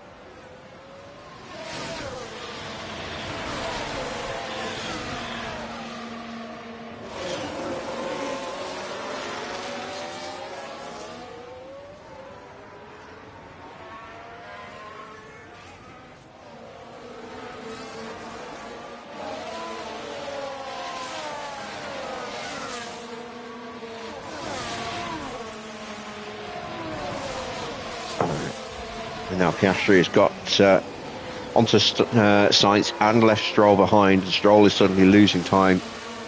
So we need to start trying to punch our way through again. And I need a bit more battery to do that, though. Charge, more charge. Your copy.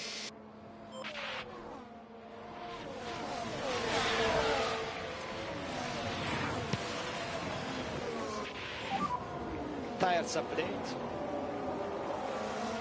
RS is coming. Tyres starting to struggle.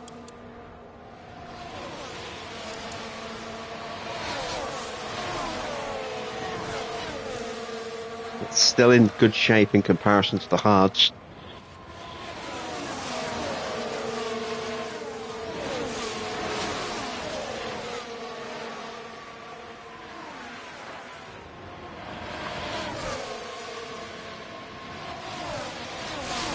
Piastri is into the lead. Copy, understand.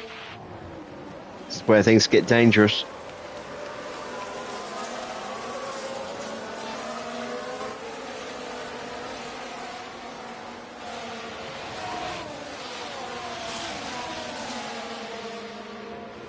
And we've dropped off the back of Stroll.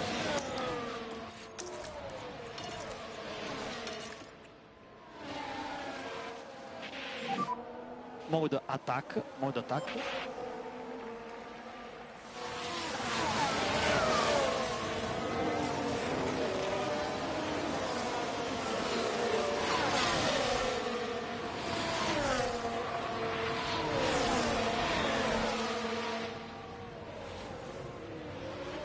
Ah, damn it. Boxed in. And Sainz now with underfloor damage.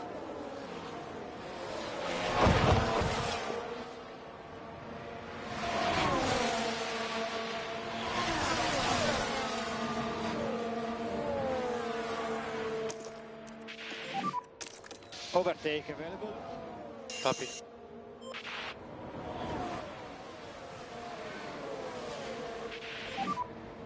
Are you ready?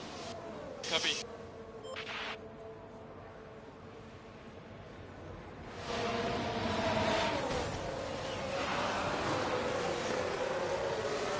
And oh, Piastri is off.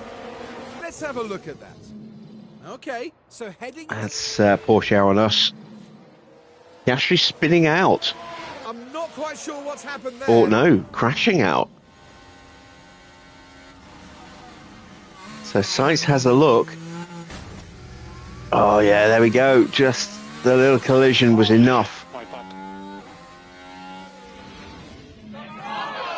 And while all that...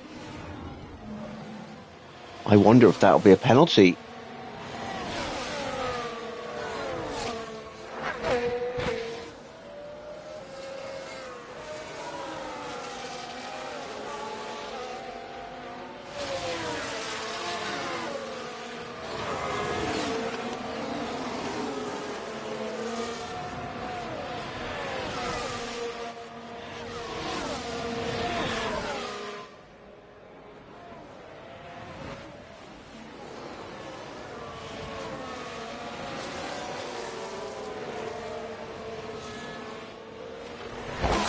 Investigation underway, no penalties given.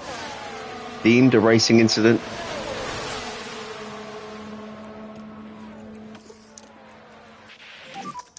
Mode charge, mode charge. Copy. Tsunoda splits our cars.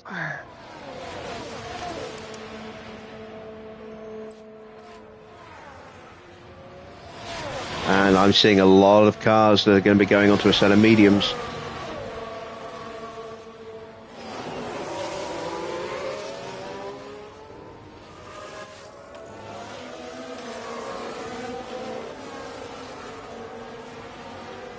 Alright, Fuji has gone through into P5, but immediately surrenders the position back because he's harvesting.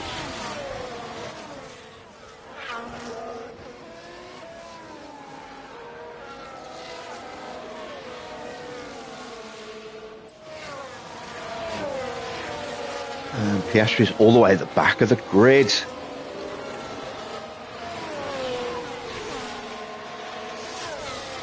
Evening, Farah.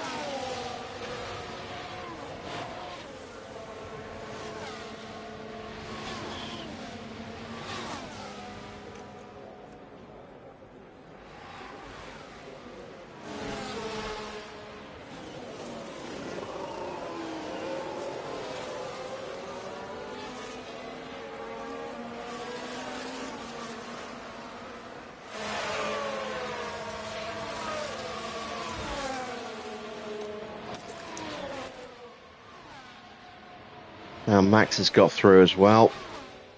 Need to get that battery in the car because we're going to be stopping in a moment.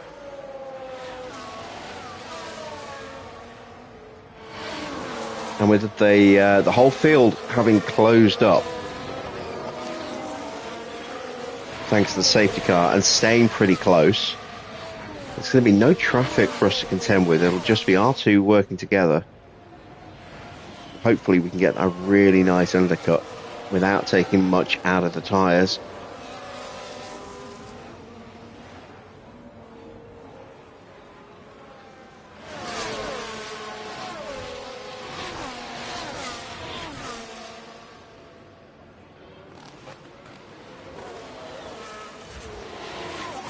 It's going to be tight with Fuji.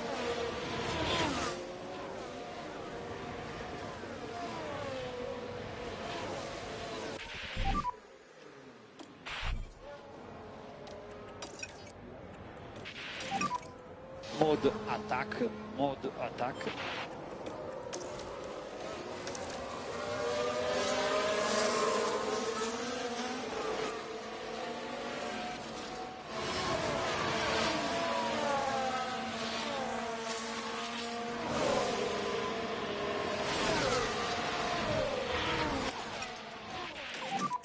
We need to increase slightly a bit more the lift off. Copy.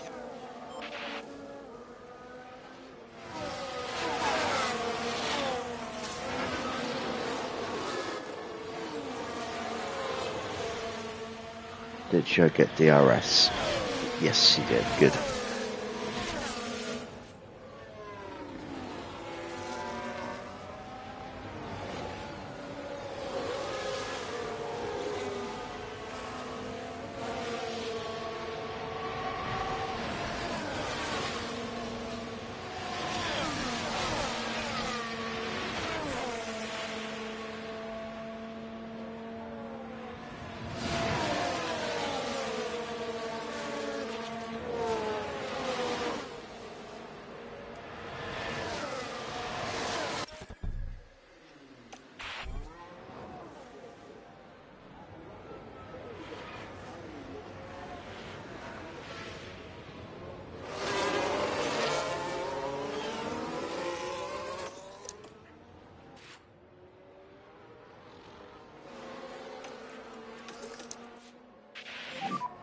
More charge, more charge. Copy.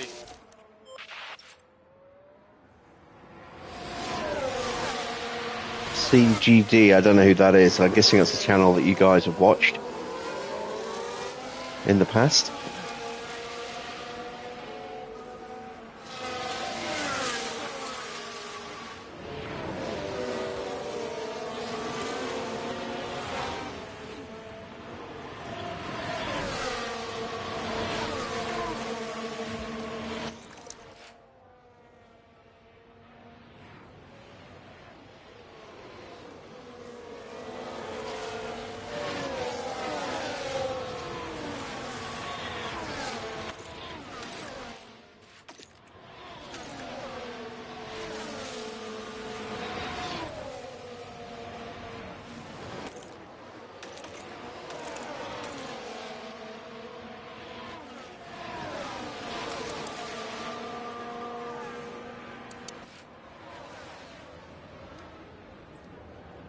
Oh, damn it, Stroll.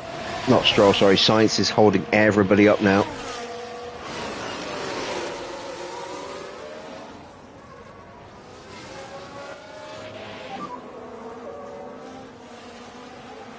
There we go, Max gets through. That'll hopefully pick up the pace of this pack.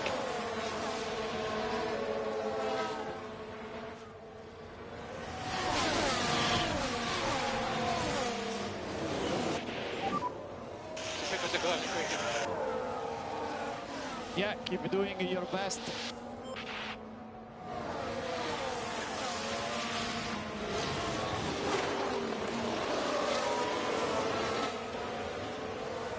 Has he quit content creation altogether, or has he just quit YouTube and gone to Twitch?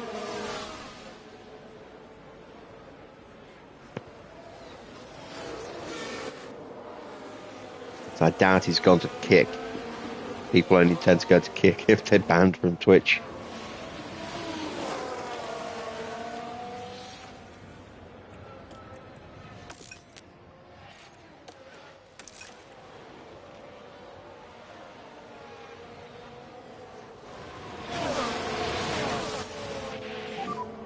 Mode race, okay? Copy.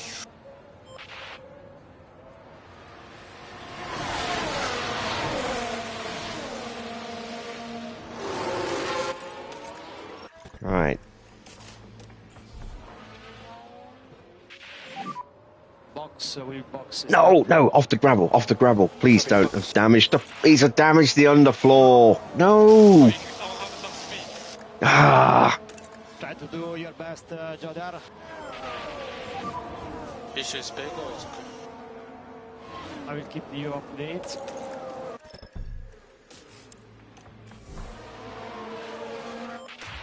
Damn it, Joe.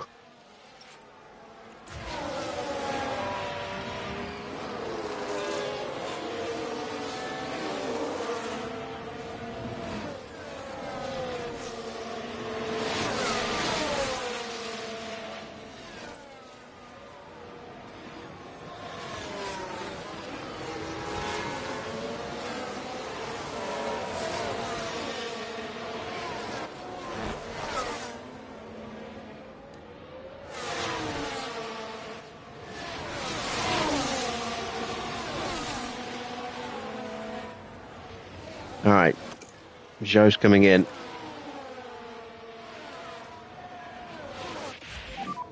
Pit lane.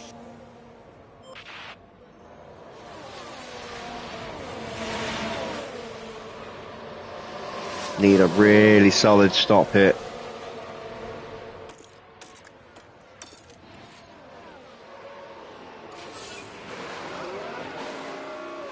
Beautiful, beautiful. Will be clear going out.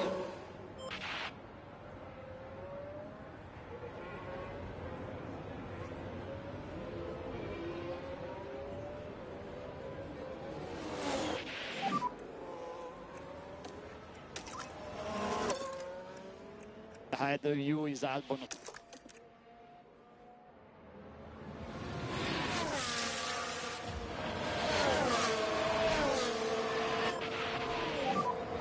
No lift off. Copy.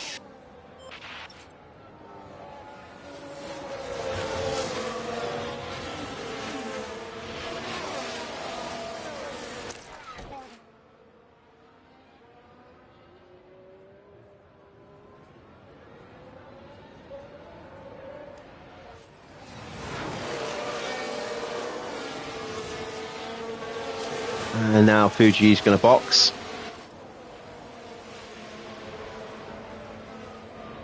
Need another really good pit stop here.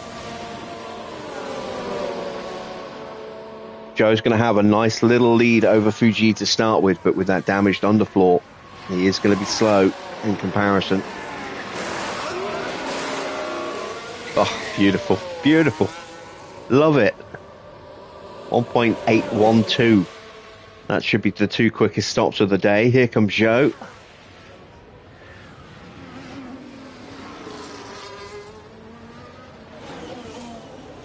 And he's not as far ahead as I was expecting him to be.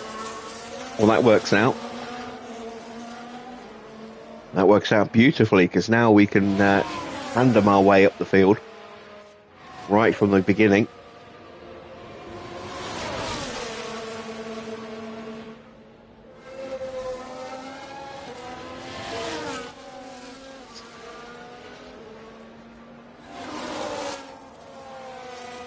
We've got an issue developed, I think,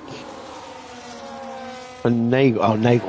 I was looking at the wrong marker. It looks like they're carrying some kind of fault.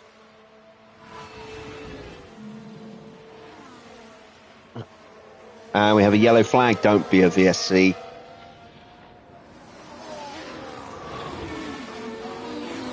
The lock-up for Nagel. Look how quickly we've caught Albon.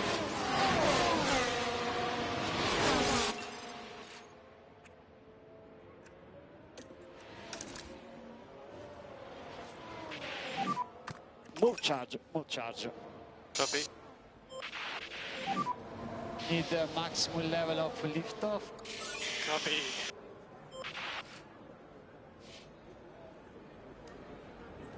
This is where it gets a little bit tricky.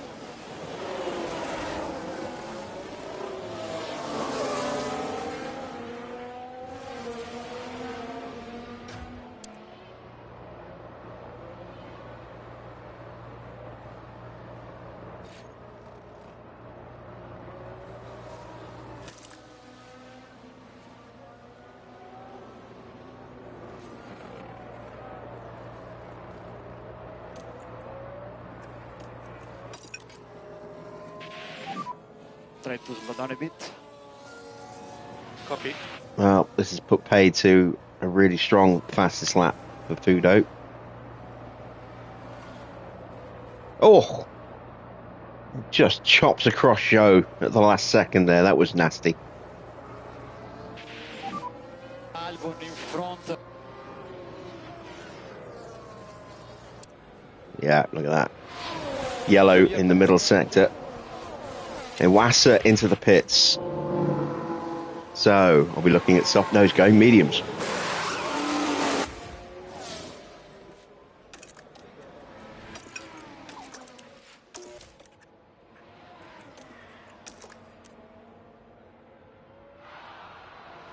And we have a yellow flag.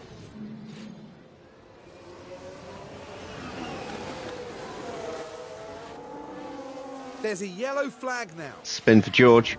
Now look, here we head into turn 2. Oh no, that's not how to do it. And there's not much they can do about that now.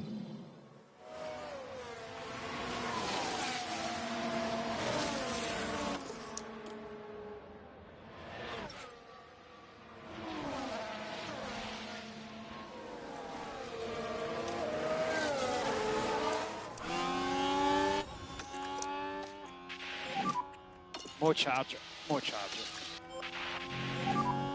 You can slow down a bit. Copy. How far behind are we? Too far behind.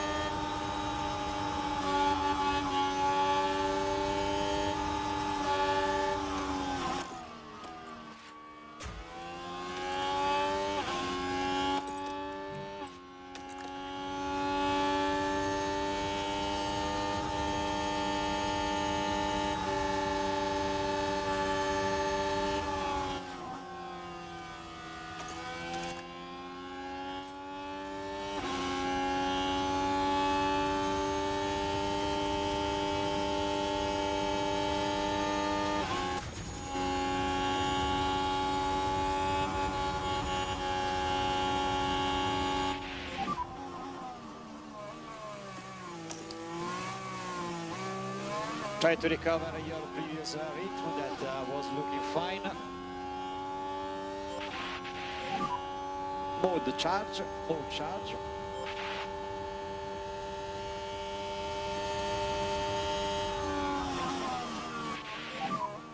Oh, give me everything, man. Do your best, man.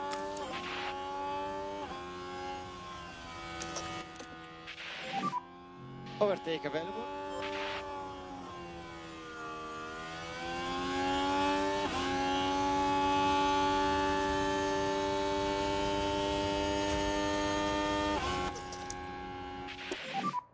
Okay, Joe, you can mode charge.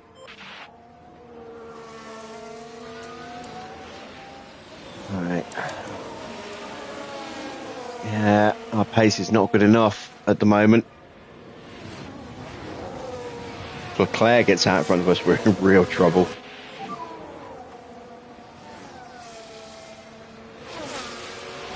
Joe, keep focusing on our race. It's still long and everything can happen.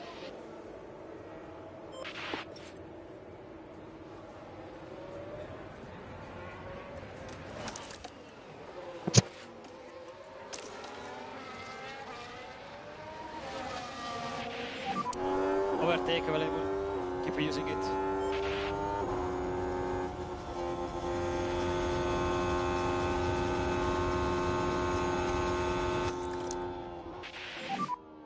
More charge.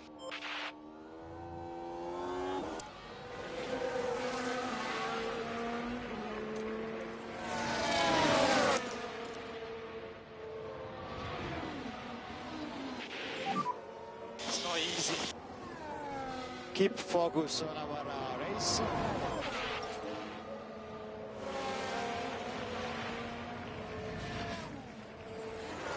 George blocking me. Thank you, George. Stroll is into the pits. Now this is a test. And I think he's going to get out in front of us. He's going soft as well.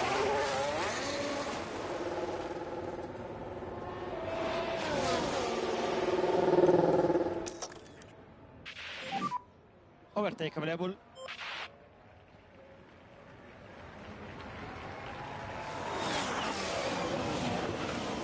All right, so he will come out just in front of us.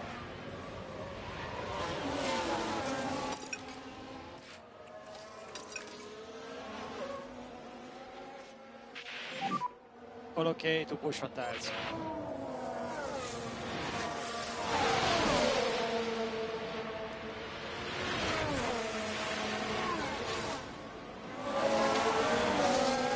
We have to close that gap as quickly as we can to stop him from breaking away from us.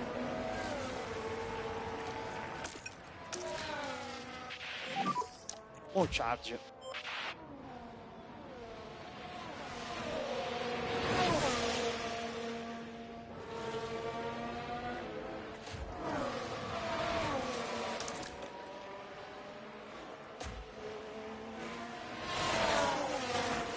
Already got past Valtteri.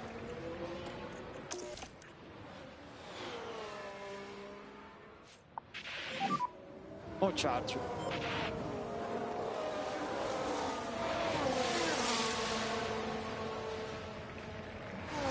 And Valtteri boxes, damn it. No overtake now.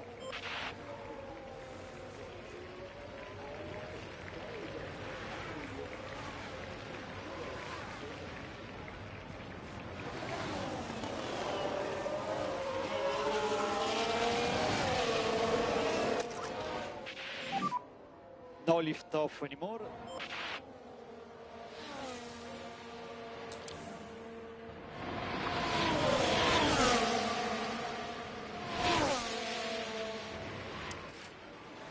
Right. Only 4 seconds. I think we can just about cover up Antonelli now. But he'll be on softs. We are wearing out our mediums. Perez has already been passed by Stroll, who's up on the back of Oscar.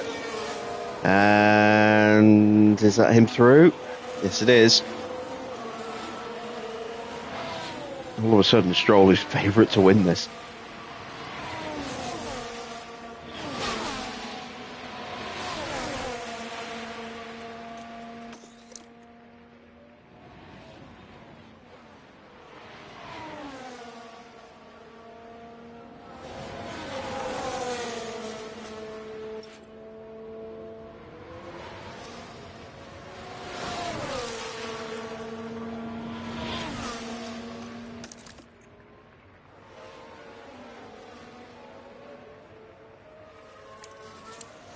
on 23.0.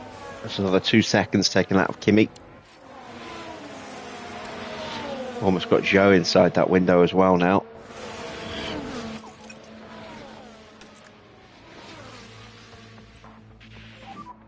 Increase lift off.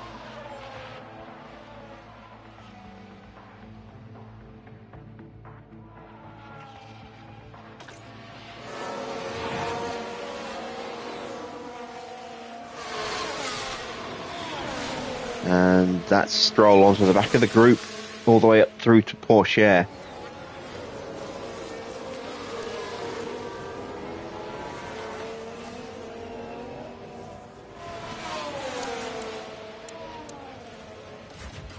Antonelli, he may be trying to go to the end. We've got a yellow flag.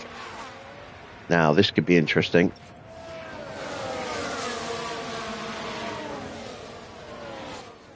It's Albon again.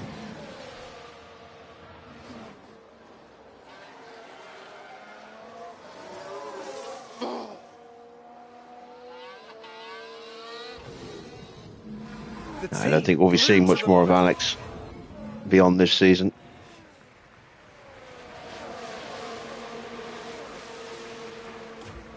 A lot of guys down to mid-20s on their tyres. Good job on tires. Yeah, copy.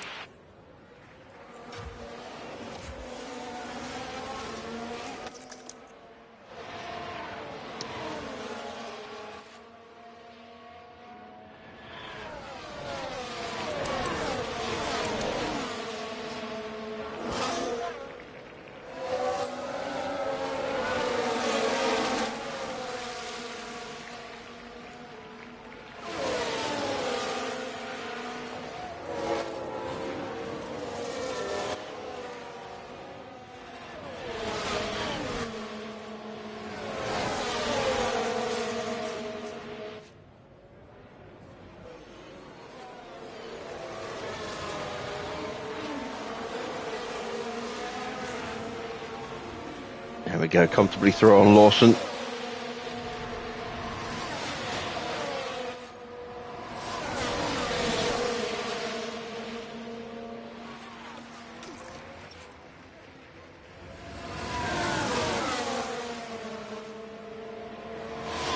Mechanical fault now for Sargent, who is languishing down in 15th, with Leclerc in 14th just ahead of him.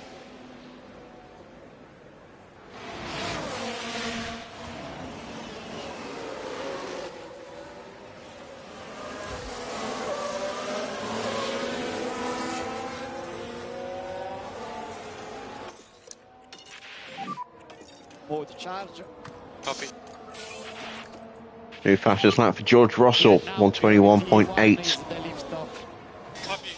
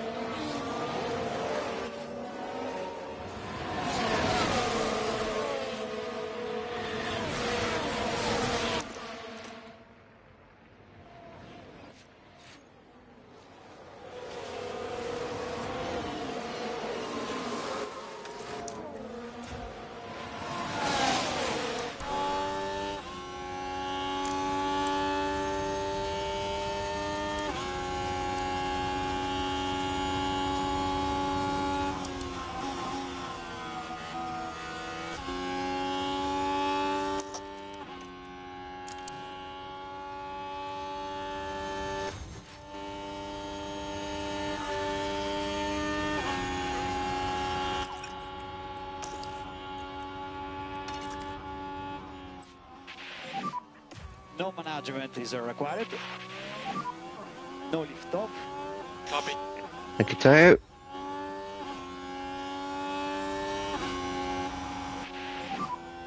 Yes. You are doing a good job, Joe. At the moment we are P10.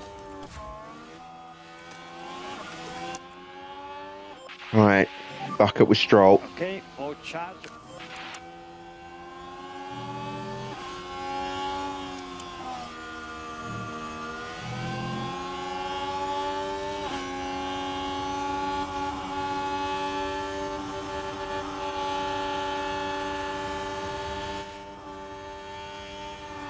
Oh, we have a yellow flag. Oh, there goes Tsunoda into the gravel at Let's Ascari. see what happened there. Right, let's have a look here as we go into turn 8. Very heavy on the brakes. Just unable to control the car by that point.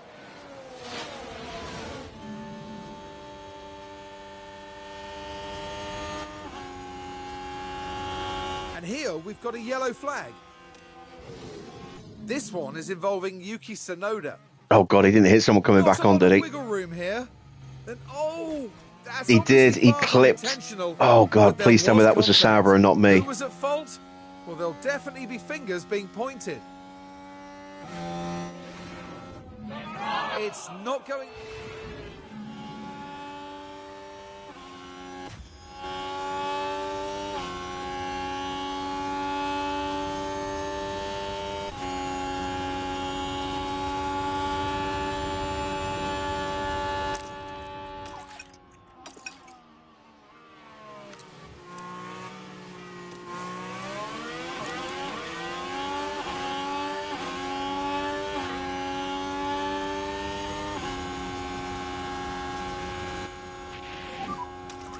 You can't put you over there. Try to do your best, Jodar. Say you hater. At the moment, they are doing well.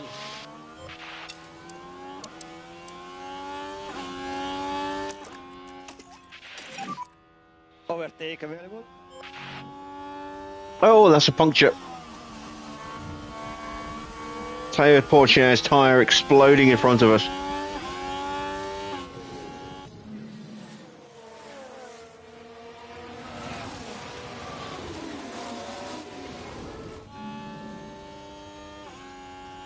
And Tsunoda's got a puncture as well. That does not surprise me. Yeah, that curve just ripping the tyre. It's not front puncture, it's a left rear puncture.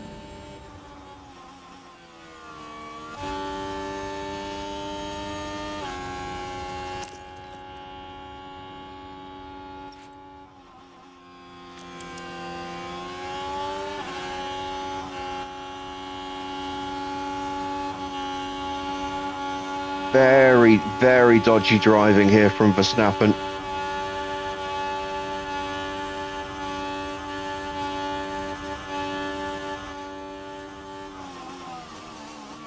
Can we get through?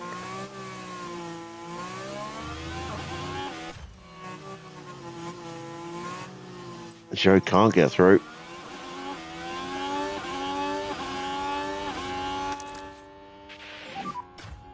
I'm seriously stuck. Do your best. You need a mode charge. Mode charge. Antonelli might win this, you know. I'll try my best. You are doing a good job. In front is Verstappen.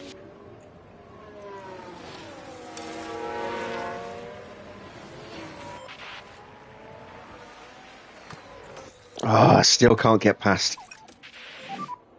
No management. Okay, mode charge. Mode charge.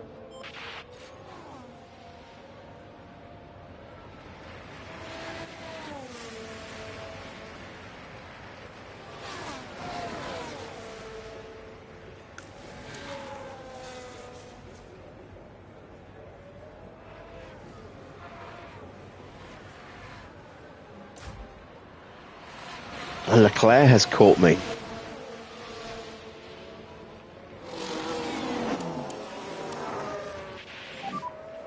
It's difficult.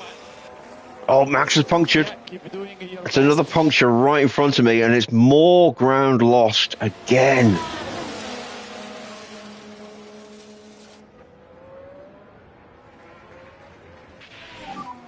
Oh, Punctures galore here. Doing a good job there.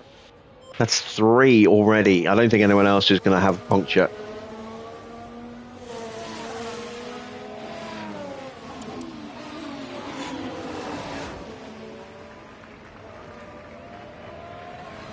The real question is, will Antonelli damage that underfloor again? If he does, he's out. So he has to keep it on the straight and narrow. His tyres will go the distance. They'll be slow in the closing last couple of laps, but he's got a 22.5-second lead right now. We are getting right back into these two here.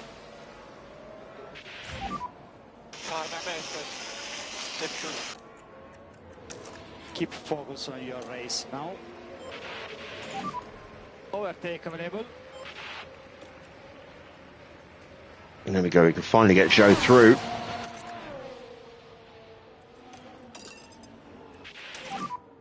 Margin to push more.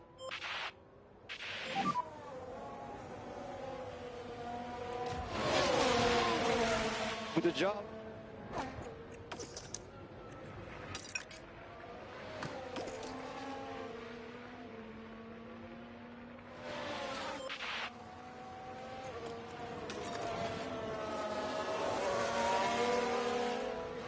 Max makes it back to the pits. He's going to go from second place to a lap down. New fastest lap for Porsche.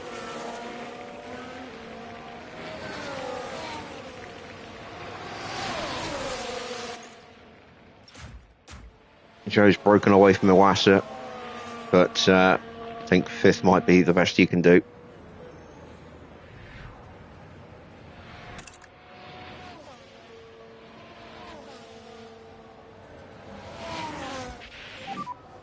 No overtake.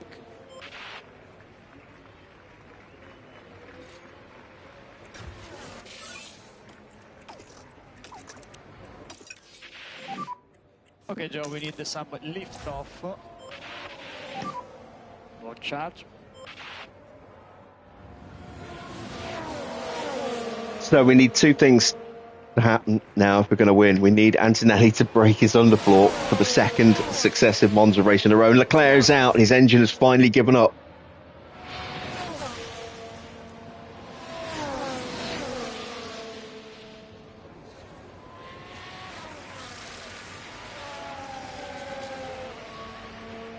We have a yellow flag as well.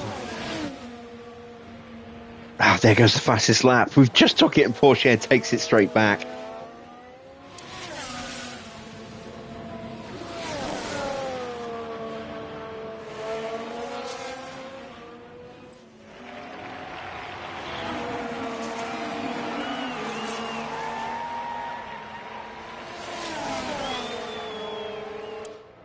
Dumping all sorts of nasty stuff all over the track there.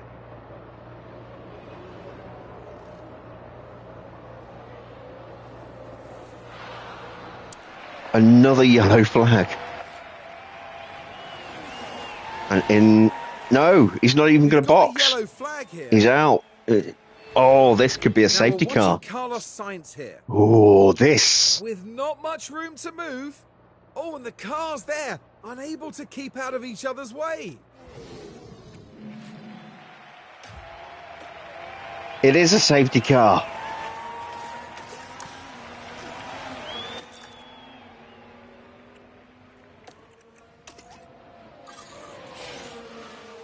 And there goes Antonelli's chance of winning, I think. Try to slow down a bit. Copy. Max gets a 5-second penalty.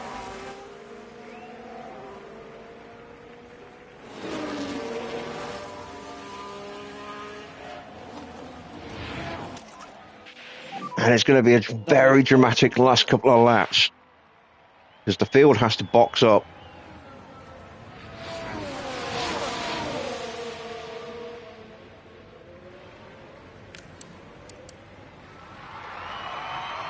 Is Antonelli going to box? I would, given the margin he's got. I'd have boxed for a brand new set of softs, but he's staying out. And if he's staying out, no one else is boxing.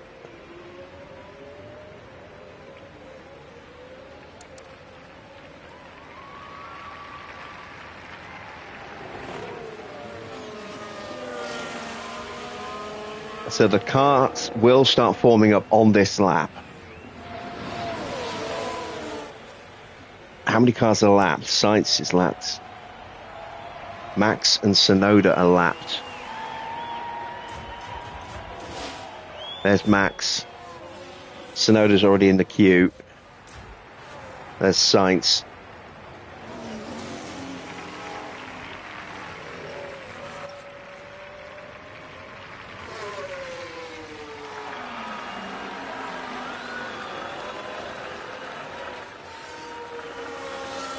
Oh, can we steal this?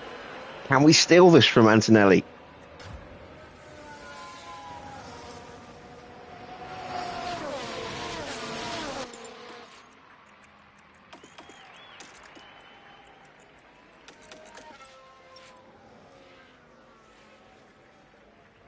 The whole field has to form up and they have to release the lapped cars, so we might only get one lap. Copy.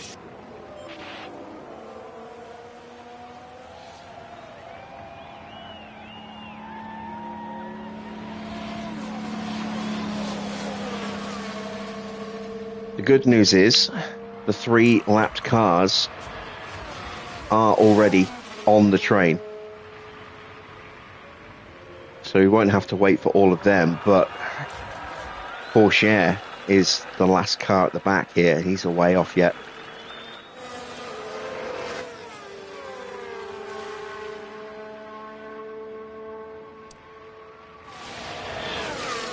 If there were more laps to go, I would have boxed. But with the sheer lack of laps remaining, it just isn't worth the gamble because we wouldn't get enough positions gained. If we were outside of the points and chasing points, absolutely I would have put brand new softs on. But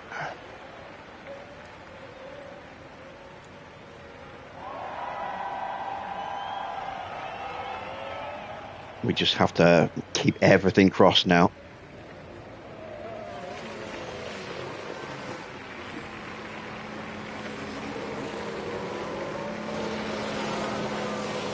If I don't get a podium, I'm going to be bitterly disappointed.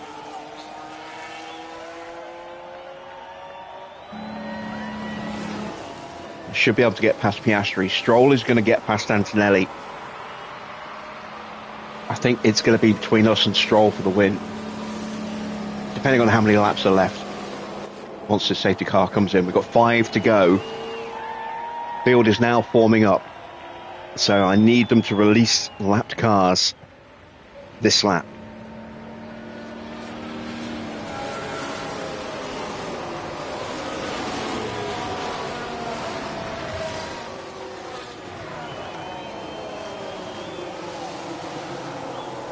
Piastri's a sitting duck.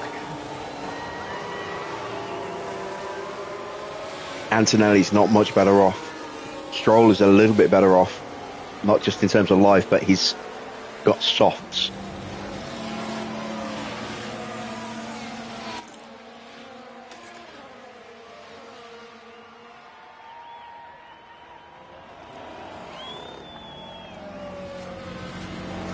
And everyone's tyre temps are going to skyrocket in the train. So I've got my guys trying to drive in clean air and avoiding the curbs just to try and keep the temps down as much as possible.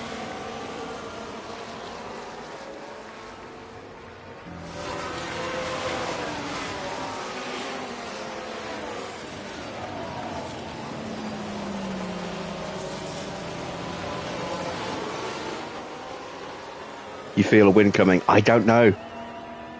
That Red Bull, sorry, that RB is quick. It is very quick. It's on the optimal tyres. And if there's only like 2 laps left, I probably won't beat him. If there's like 3 laps left, which it's looking like it's going to be 3 laps, maybe. Still haven't released the lap cars. Come on, release them now. Release them now so that we can come in at the end of the next lap. Release them. Release the cars. I want to win this race. I want my first Ferrari win.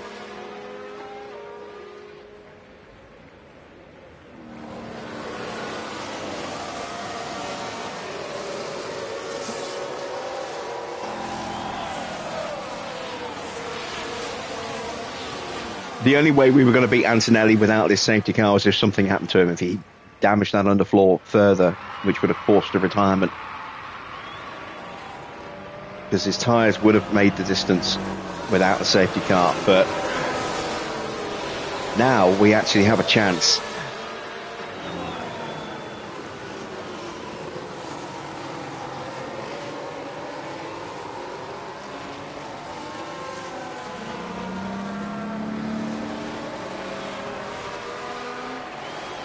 Come on, let them through.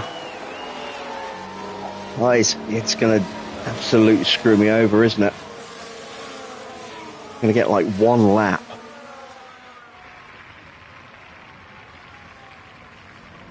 Come on.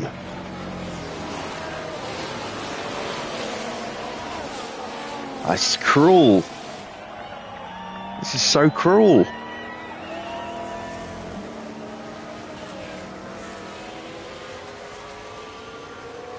Finally, I don't think we'll be able to go racing at the end of this lap. But I can keep everything crossed that they might actually let us go racing at the end of this lap. There we go. That's all three of them through.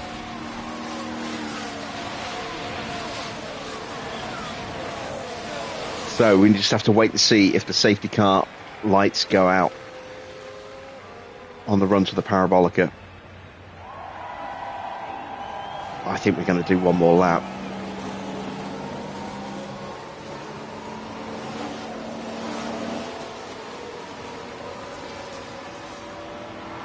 Which means we'll have 2 racing laps. That'll be a full battery dump. And a full tyre burn.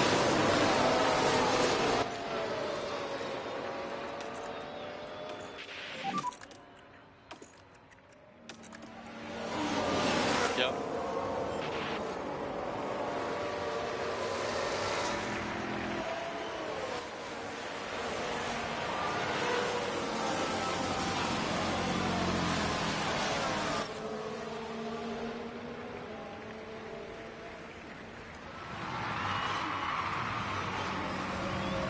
Oh, this is torture. This is absolute torture.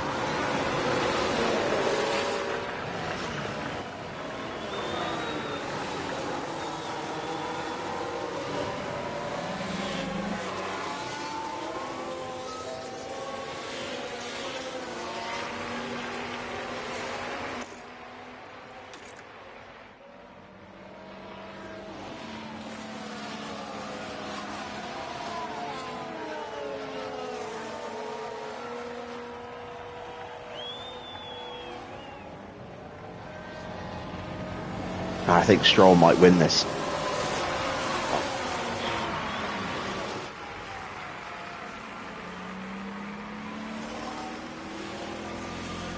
He's only going to pass one car. I've got to pass 3. If he gets ahead of Antonelli straight away, that's it. He's off and running.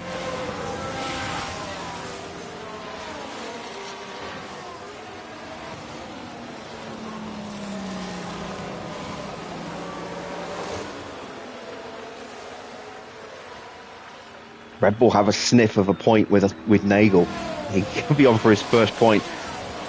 Haas have got 9th and 10th right now. They're having got their first point. They're now looking to potentially pick up another 3. There is the mission control briefing. Safety car is coming in.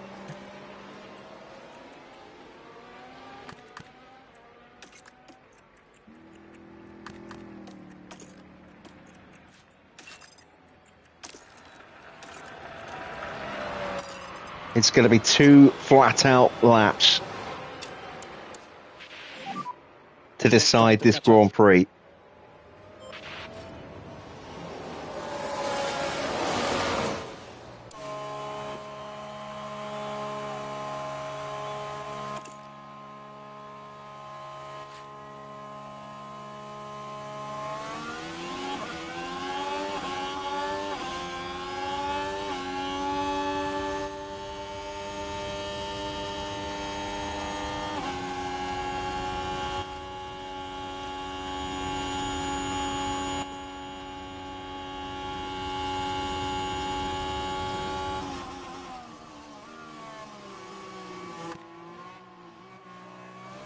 Stroll has got through.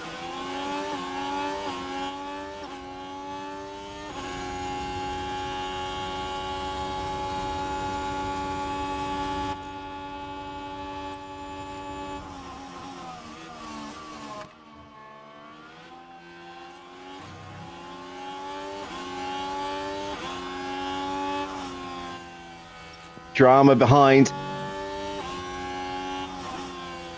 It wasn't Joe. I don't know who it was. Don't care. Nagel. Well, there goes any chance hell of a point.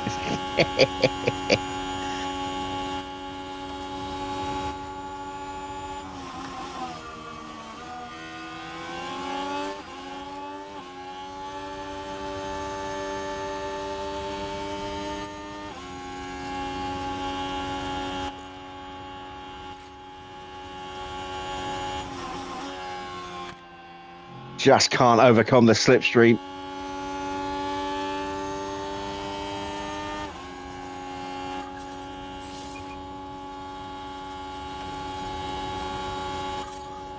Yes, yes.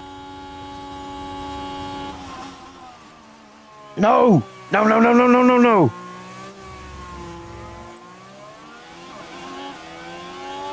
Son of a bitch.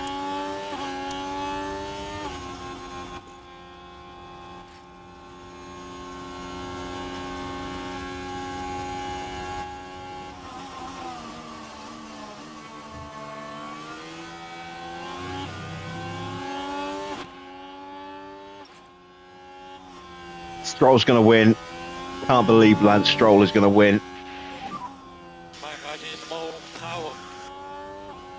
Do your best there, Joe.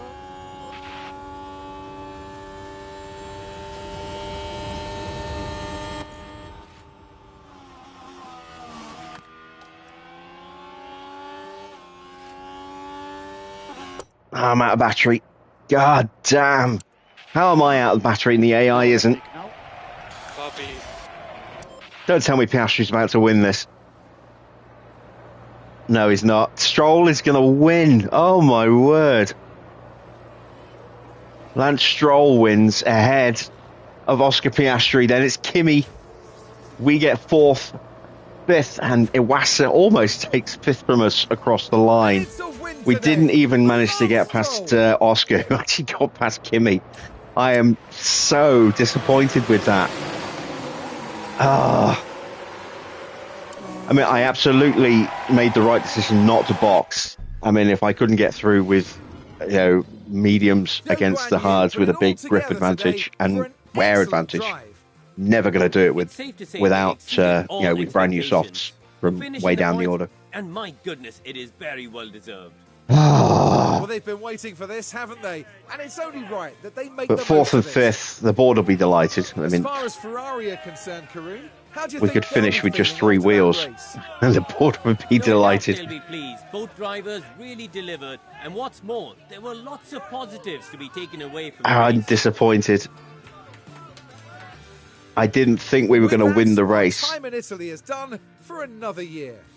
Next time, the teams will be racing through the streets of another city. I didn't think we were going to win the Join us in race Baku before for the short before the safety car came out, for but the we had the Azerbaijan legs Grand Prix. to get second.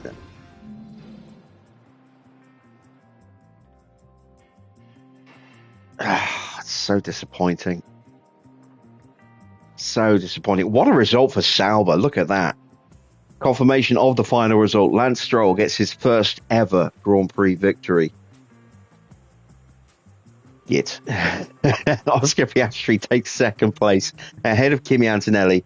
He couldn't hang on for the win tonight, but he did get himself a podium, which is a huge improvement on his debut at Monza last year, where his underfloor broke partly on turn 1 and then fully on Ascari several about halfway through the Grand Prix. It's fourth place for Fudo, fifth place for Zhou. Disappointing in the end, but still a good haul of points. Iwasa up in sixth place, Valtteri in seventh place. Both Saubers gaining 15 places, starting from 21st and 22nd.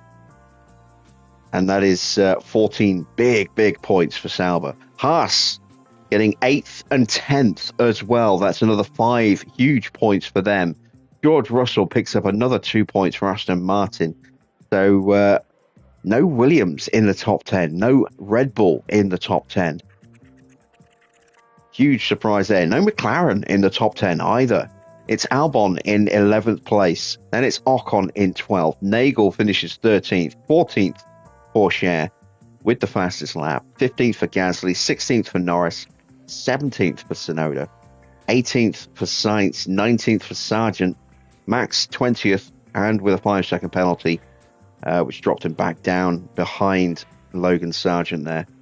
And Sainz as well, and possibly even Tsunoda. And then Leclerc retiring with a blown engine, Stoffel retiring with a broken underfloor. Chaotic scenes at times in that Grand Prix. In the driver's standings then, Oscar stretches his lead at the top of the championship. He is now 19 points clear of Kimi, having pulled out 3 in that Grand Prix there. Charles Leclerc, no points for him. He is now 46 points behind Oscar, and might be it for his title chances. Zhou up 10 points onto 186, still a long way off, and now more than 100 points behind Oscar. Any lingering hope we had of challenging in the drivers is gone. Fudo closes the gap to his teammate by 2. They're now 20 apart. He's in 5th. No points for Yuki today, or Max, or Teo. Huge points for Stroll. He jumps up a place into 9th and is now just 5 points behind Porsche as he splits the 2 McLarens. 10 points clear of Lando in 10th. Valtteri gets another 6 points. He's now on 47 points in 11th. Gasly on 31 in 12th.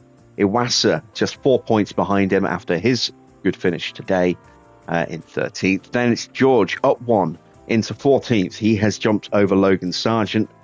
Then it's Lawson also up 1. His points have moved him above Carlos Sainz. Then it's Perez also gaining his first point of the season. He moves up 2 places ahead of Alex Albon and Esteban Ocon. Oh, excuse me. Albon also moving above Ocon there with a higher place finish, finishing 11th today. Nagel is 21st and Stoffel still 22nd. In the construction standings, Cadillac gets 33 points today with a 2nd and 3rd. So they're on 569. They are now 117 points clear of Ferrari. 217 points clear even. Yeah, they are easily going to win the Constructors' Championship. Any lingering challenge we had died out quite a way ago. Then it is Red Bull in 3rd. Again, no points for them today. So now 104 points behind us. And our grip on 2nd is looking very strong now. RB move up into 4th above McLaren. No points for McLaren today. 25 points for RB thanks to Stroll. So they are chasing down their sister team and are now 21 points clear of McLaren. No points for Williams either. Sauber have picked up 14 to close the gap, but they're still away behind. They're still 53 points back. Aston up 1 place now into 8th with 8 points, all of which have been scored by George. And they move ahead of Mercedes, who dropped down into 9th, but tied on 8 points. Haas now starting to put pressure on Mercedes as well. 5 more points today means they are now just 2 behind, and Alpine still yet to score. In the pit stops, though, once again, we are mighty, a 1.799 yet again. That's our 4th one of those of the season now, I think. I don't think it gets any quicker than that. I think that is as quick as it gets. 1.811 as well for Fudo. So that is another mighty round of points there. 43 points for us. Cadillac gets some good points with Kimi. Red Bull gets some good points with Ludwig. It's been a while for either of those teams to score strong points. Alpine get 5th, Mercedes 6th, Haas 7th, 8th for RB, 9th for Aston, 10th for Williams. So apart from us, every position occupied by a different constructor there, which is quite rare to see, actually. In the standings then, 43 points for us. means that we pulled out another 33 over Alpine. We are now on 450 points and 216 points clear of Alpine. We have this competition locked up. We are not losing this one now. Haas, 6 points today. They've lost a little bit of ground after their recent climb up the table to Alpine, but they're only 12 points behind. They're still definitely in the hunt. Cadillac trying to claw some ground back on 180. They're 54 points away from Alpine in second place, and 42 points behind Haas, and only 14 points clear of RB. So they are still in danger of falling a little bit further. Aston in 6th, 126 points for them. Red Bull in 7th on 107. There's Williams with 53. Mercedes with 48, closing the gap to just 5 points. Sauber have 30 points. McLaren still no points for them. And as I said, unlikely to score points at all this season, given their sporting director. And there are the two stops. Nice and straightforward. We made those under normal racing conditions. And yeah, could have been a better day for us with Fudo. Probably not with Zhou. Zhou probably would have finished about where he finished. Maybe even a position down. But we definitely had the opportunity for second before that safety car came out. Yeah, never mind. Right. Once again, both drivers hit their sponsor targets quite comfortably. And of course, they also break through their contract bonus as well. Another 1.1 mil added to the bank. Let's return to HQ and start designing a new rear wing.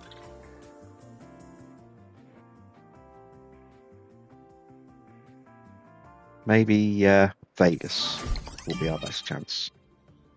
Who knows? Joe has gone up a rating point. We get a nice little bit of cash from our sponsors, 3 mil for engagement, and another 950k from an energy drink cameo. So we're getting about 4 mil, which is quite nice because we need it. We're up to 5.4 overall. Let's go into the inbox. So, new ATR period starts today, which is great because I'm itching to get that new rear wing absolutely beasted with all of our hours. Did the cars come through unscathed? No, they didn't. We broke an underfloor, which is frustrating. That was not one of the brand new ones, though, so that's good. The chassis, we lost a chassis, we lost a front wing, and we lost another underfloor as well. Oh, that's not so good. In the F3 Championship results, the season is done for Formula 3. Nicholas Solov wins the... it's tied. Abby won F3 last season. She ties this season, but is in second place. That must be on wins. We need to have a look at the overall standings here to see why Abby didn't get that.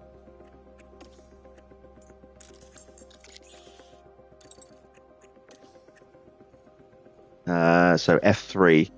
So Solov got 4 wins, 7 podiums. Abby got 3 wins. It was down to win count back. So she loses her F3 championship this season, but she tied the points. She just missed out. She got 4 wins in the sprints against no sprint wins for Nicholas Solov, but it's race wins that count. Sprints do not count. They are just extra bonus points. So, yeah. Unlucky, Abby. But that's 2 very strong seasons in F3. Let's see if she moves up into F2 next season. The F2 championship is still going. Arvid is still comfortably top. Well, I say comfortably. He's only 2 points clear, actually. Big points for Kasper Stucker today. 39 points gained. So that gap's come down to just 2. Gabriele Mini is 4th. Tim Tramnitz is 6th. And Tim is leaving us. I saw that inbox there. He's off to Cadillac next season. That is our inbox dealt with. Let's fix the cars up.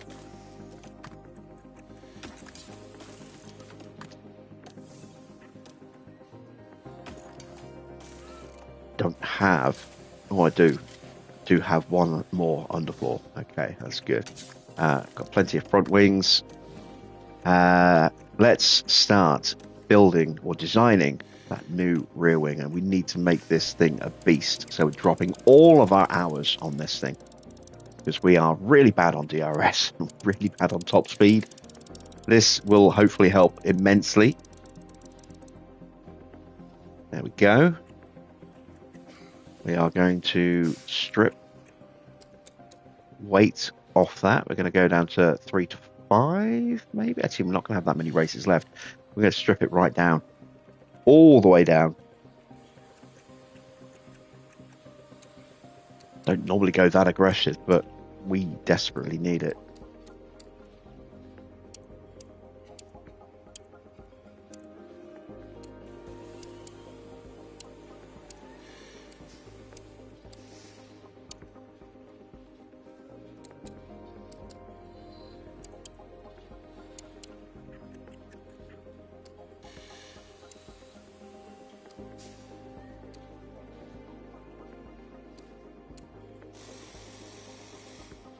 Need quite a bit on our airflow as well.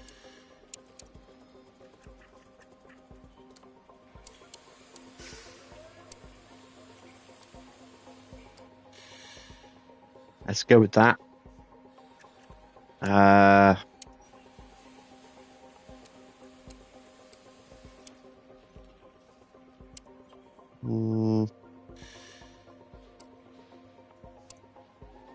we go. We'll do that, I think. All right. So, can I squeeze a bit more?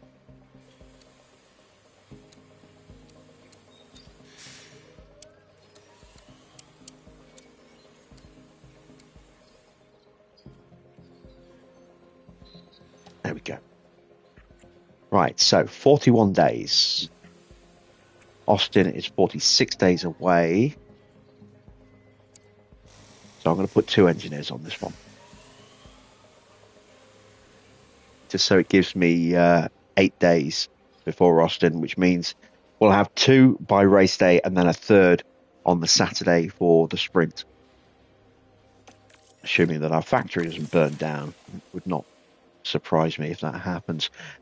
So we are 2.5 weeks away from getting a new chassis, side pods, and underfloors. How many races have I got to get through? 2 more. Can I get through with the parts I've got? I don't have any spare chassis. I've got older ones. Medium risk on the side pods, suspensions. Medium risk there and there. High risk on that chassis. Really don't want to have to spend money making more spare parts. At least I don't have to make any more underfloors.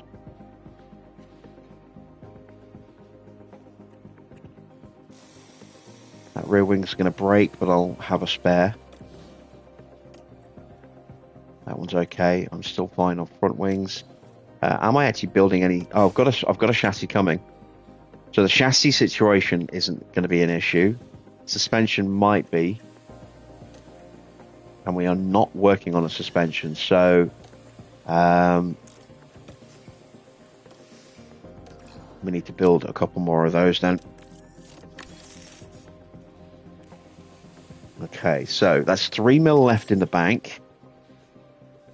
Paolo's contract is still running out.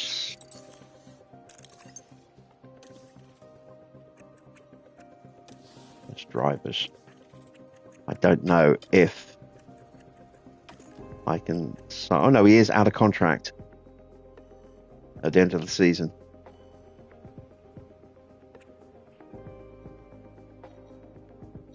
Yeah, we're going to sign him.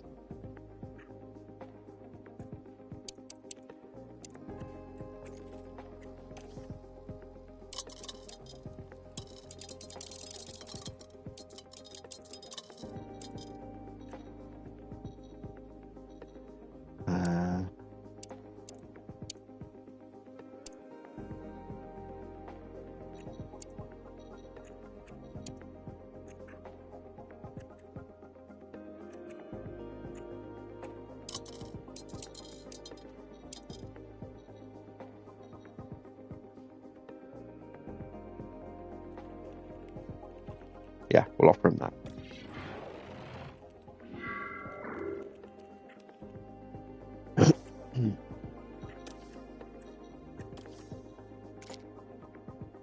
There you can see that contract is cheaper than he's getting at the moment at Sauber, and it's less than Paolo's getting. Paolo's stats are higher at the moment, but it won't be that much of a drop once Spinney joins and gets his mentality up.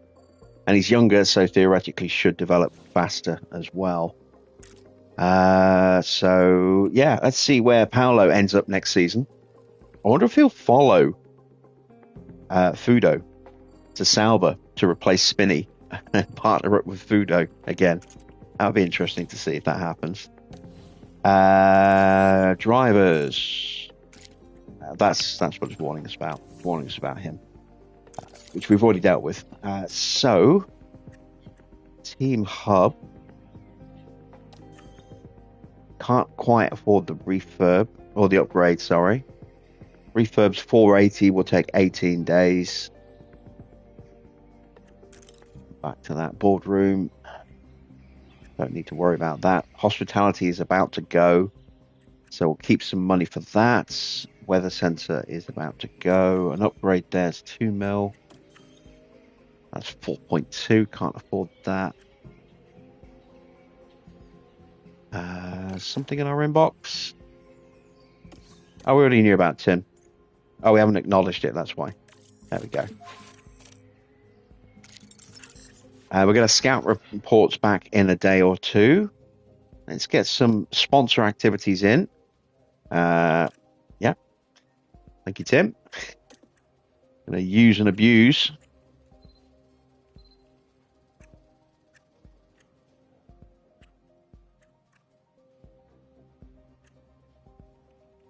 Just going to leave it at that.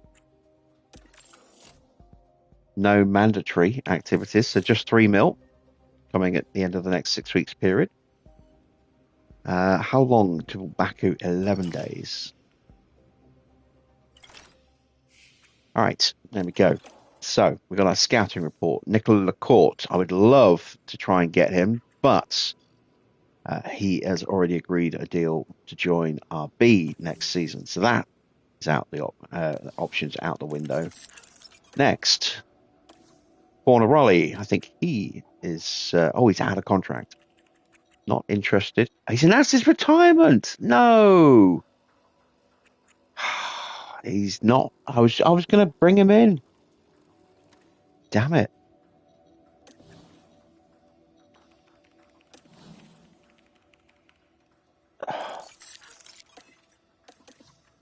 Giovinazzi is open. His stats aren't great, but he could be a good development driver with his experience. Let's see how much he wants. R1. Yeah, not happening, mate.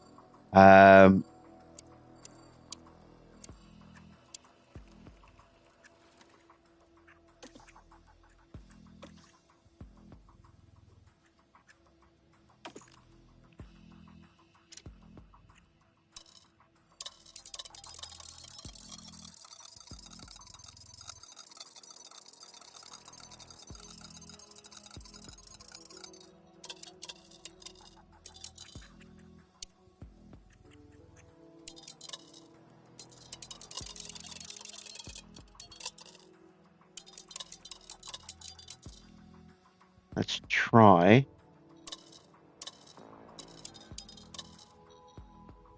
that.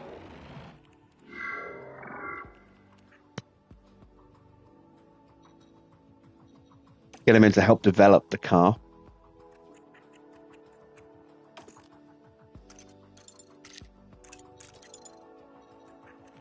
It's a Scout Mick for commercial purposes.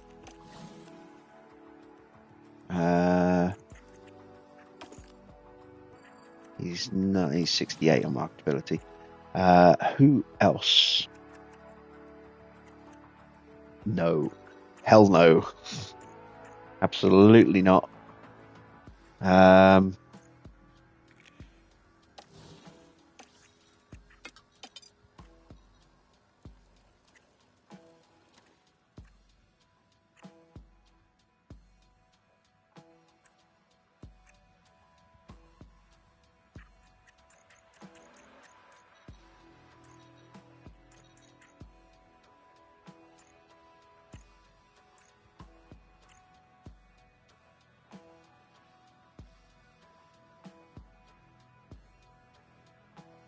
It's a very expensive fee.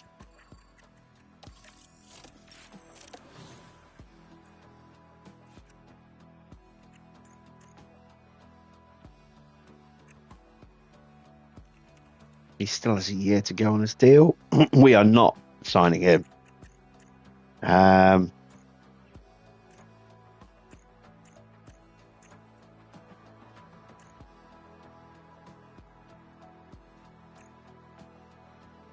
I don't think there is anybody that we could get that would. See, I thought about it. I would have kept him and put him on marketability stuff, but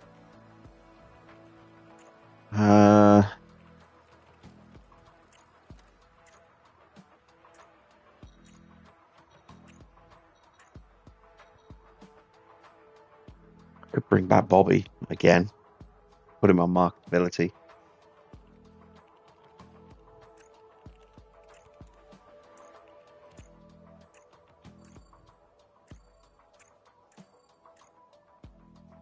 Let's wait and see how Schumacher is going to pan out for either development or marketability.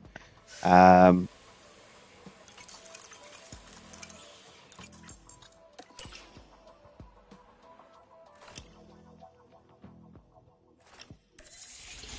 million in the bank. I need to keep hold of that. We've got a spare chassis done now. Need that $3 million to make the new parts. Got a regulation vote coming up. Low stock on underfloor. Yes, I know.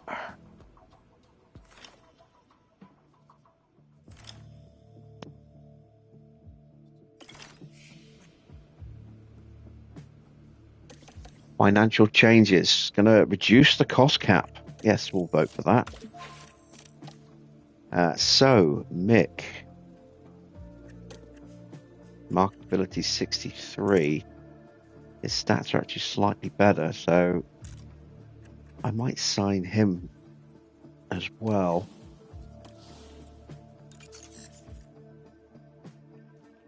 Maybe put him on development and put Giovinazzi on marketability.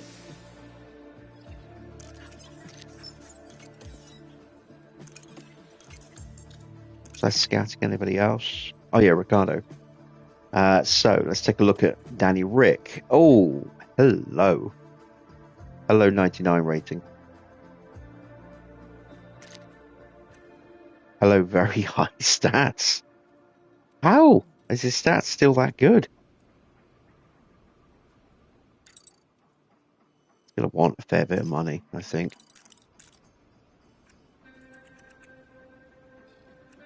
Why can't I actually offer him a deal?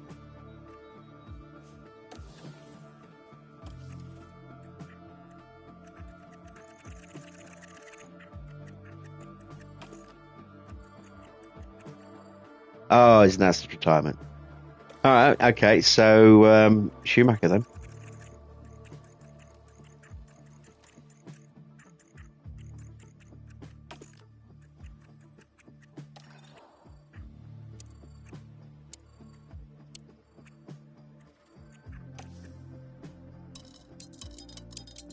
Could get it quite cheap here.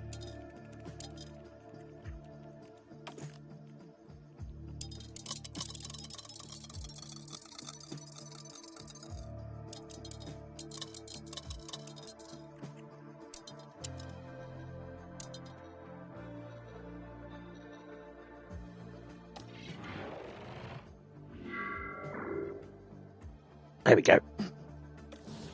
All right. A couple of veterans coming in to help with car development next year. And marketability as well.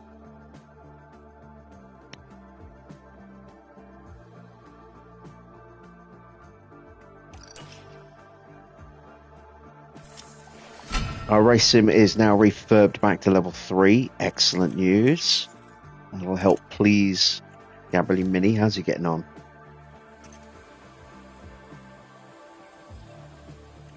Need more accuracy out of him, need more smoothness, but everything else is looking pretty decent. Do want to put him in the car next year alongside Kimi. Kimi will blow him away, I think, but he should still be quick.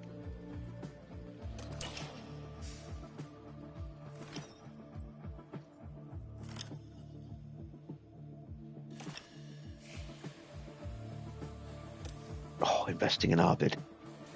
If it's not that expensive, then absolutely.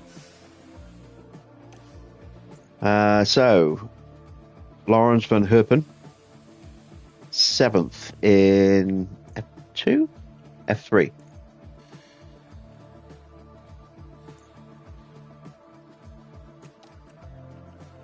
"23 years old.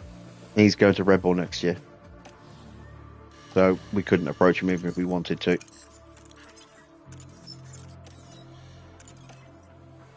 So, staff survey. Biggest issue is car performance. For Joe, he isn't happy about the car performance. Fudo is fine with the car. His biggest issue is his salary, but he's leaving the team at the end of the season, so I could not give two French fried titty fucks about that. Paolo is leaving, potentially.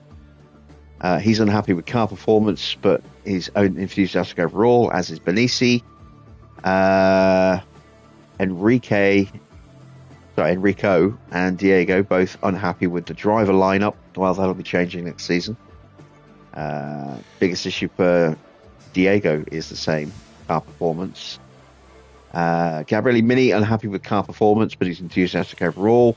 Same for our other reserves as well. That's fine. Let's see. What's the weather going to be like? It's going to be dry. A little bit cooler on the Sunday. That'll help the tyres. Maybe we'll have a chance of a win there as well. Who knows? Investing in Arvid. 600,000.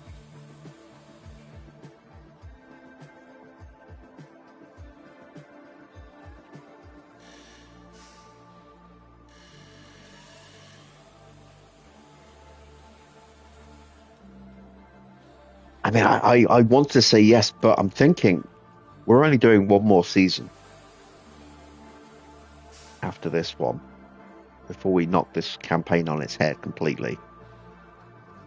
And he's unlikely to be getting in the car next year because that's what we signed Mini for.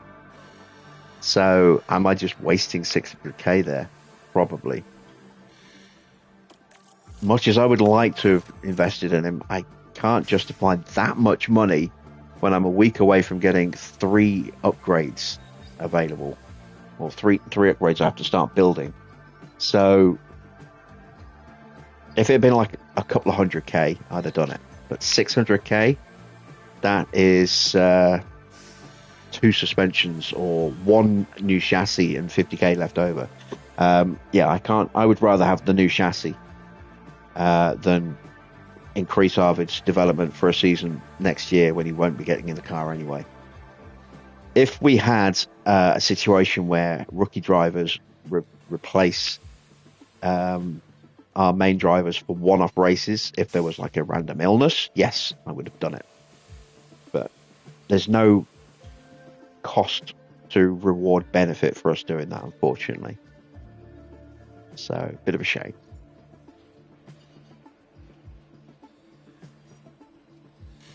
And that is it for today. So, 1 round left this week. That is tomorrow night's race at Baku.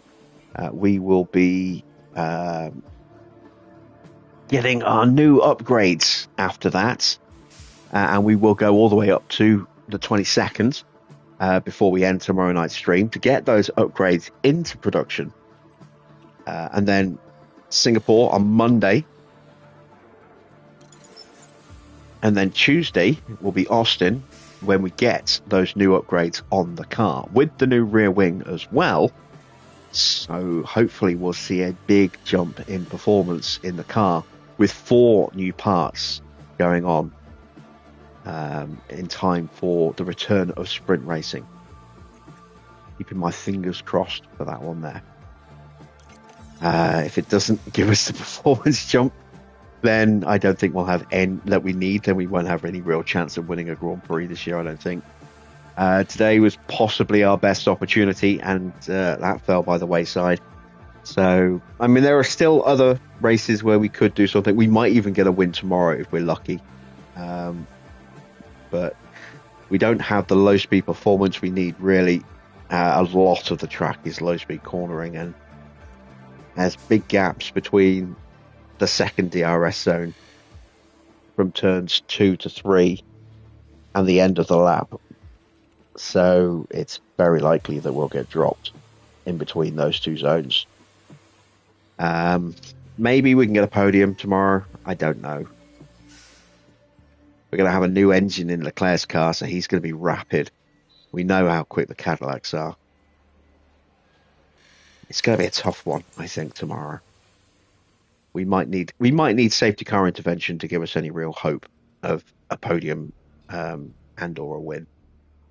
But we'll see how it goes. I'll be quietly praying in the background for that. If anyone sees Safety Clark, tell him to do his safety car dance, and who knows? Maybe we'll get lucky. That's all for tonight. I hope you've enjoyed tonight's race. If you have, drop a like on the stream. If you're not yet subscribed, then why not consider subscribing as well? Be sure to hit the bell to be notified of when I go live. I am done for tonight. I will be back tomorrow, usual time, 8 p.m. Until then, that's it from me. Thanks for watching. I am Jim Bob, and I'll be back with more F1 Manager very soon.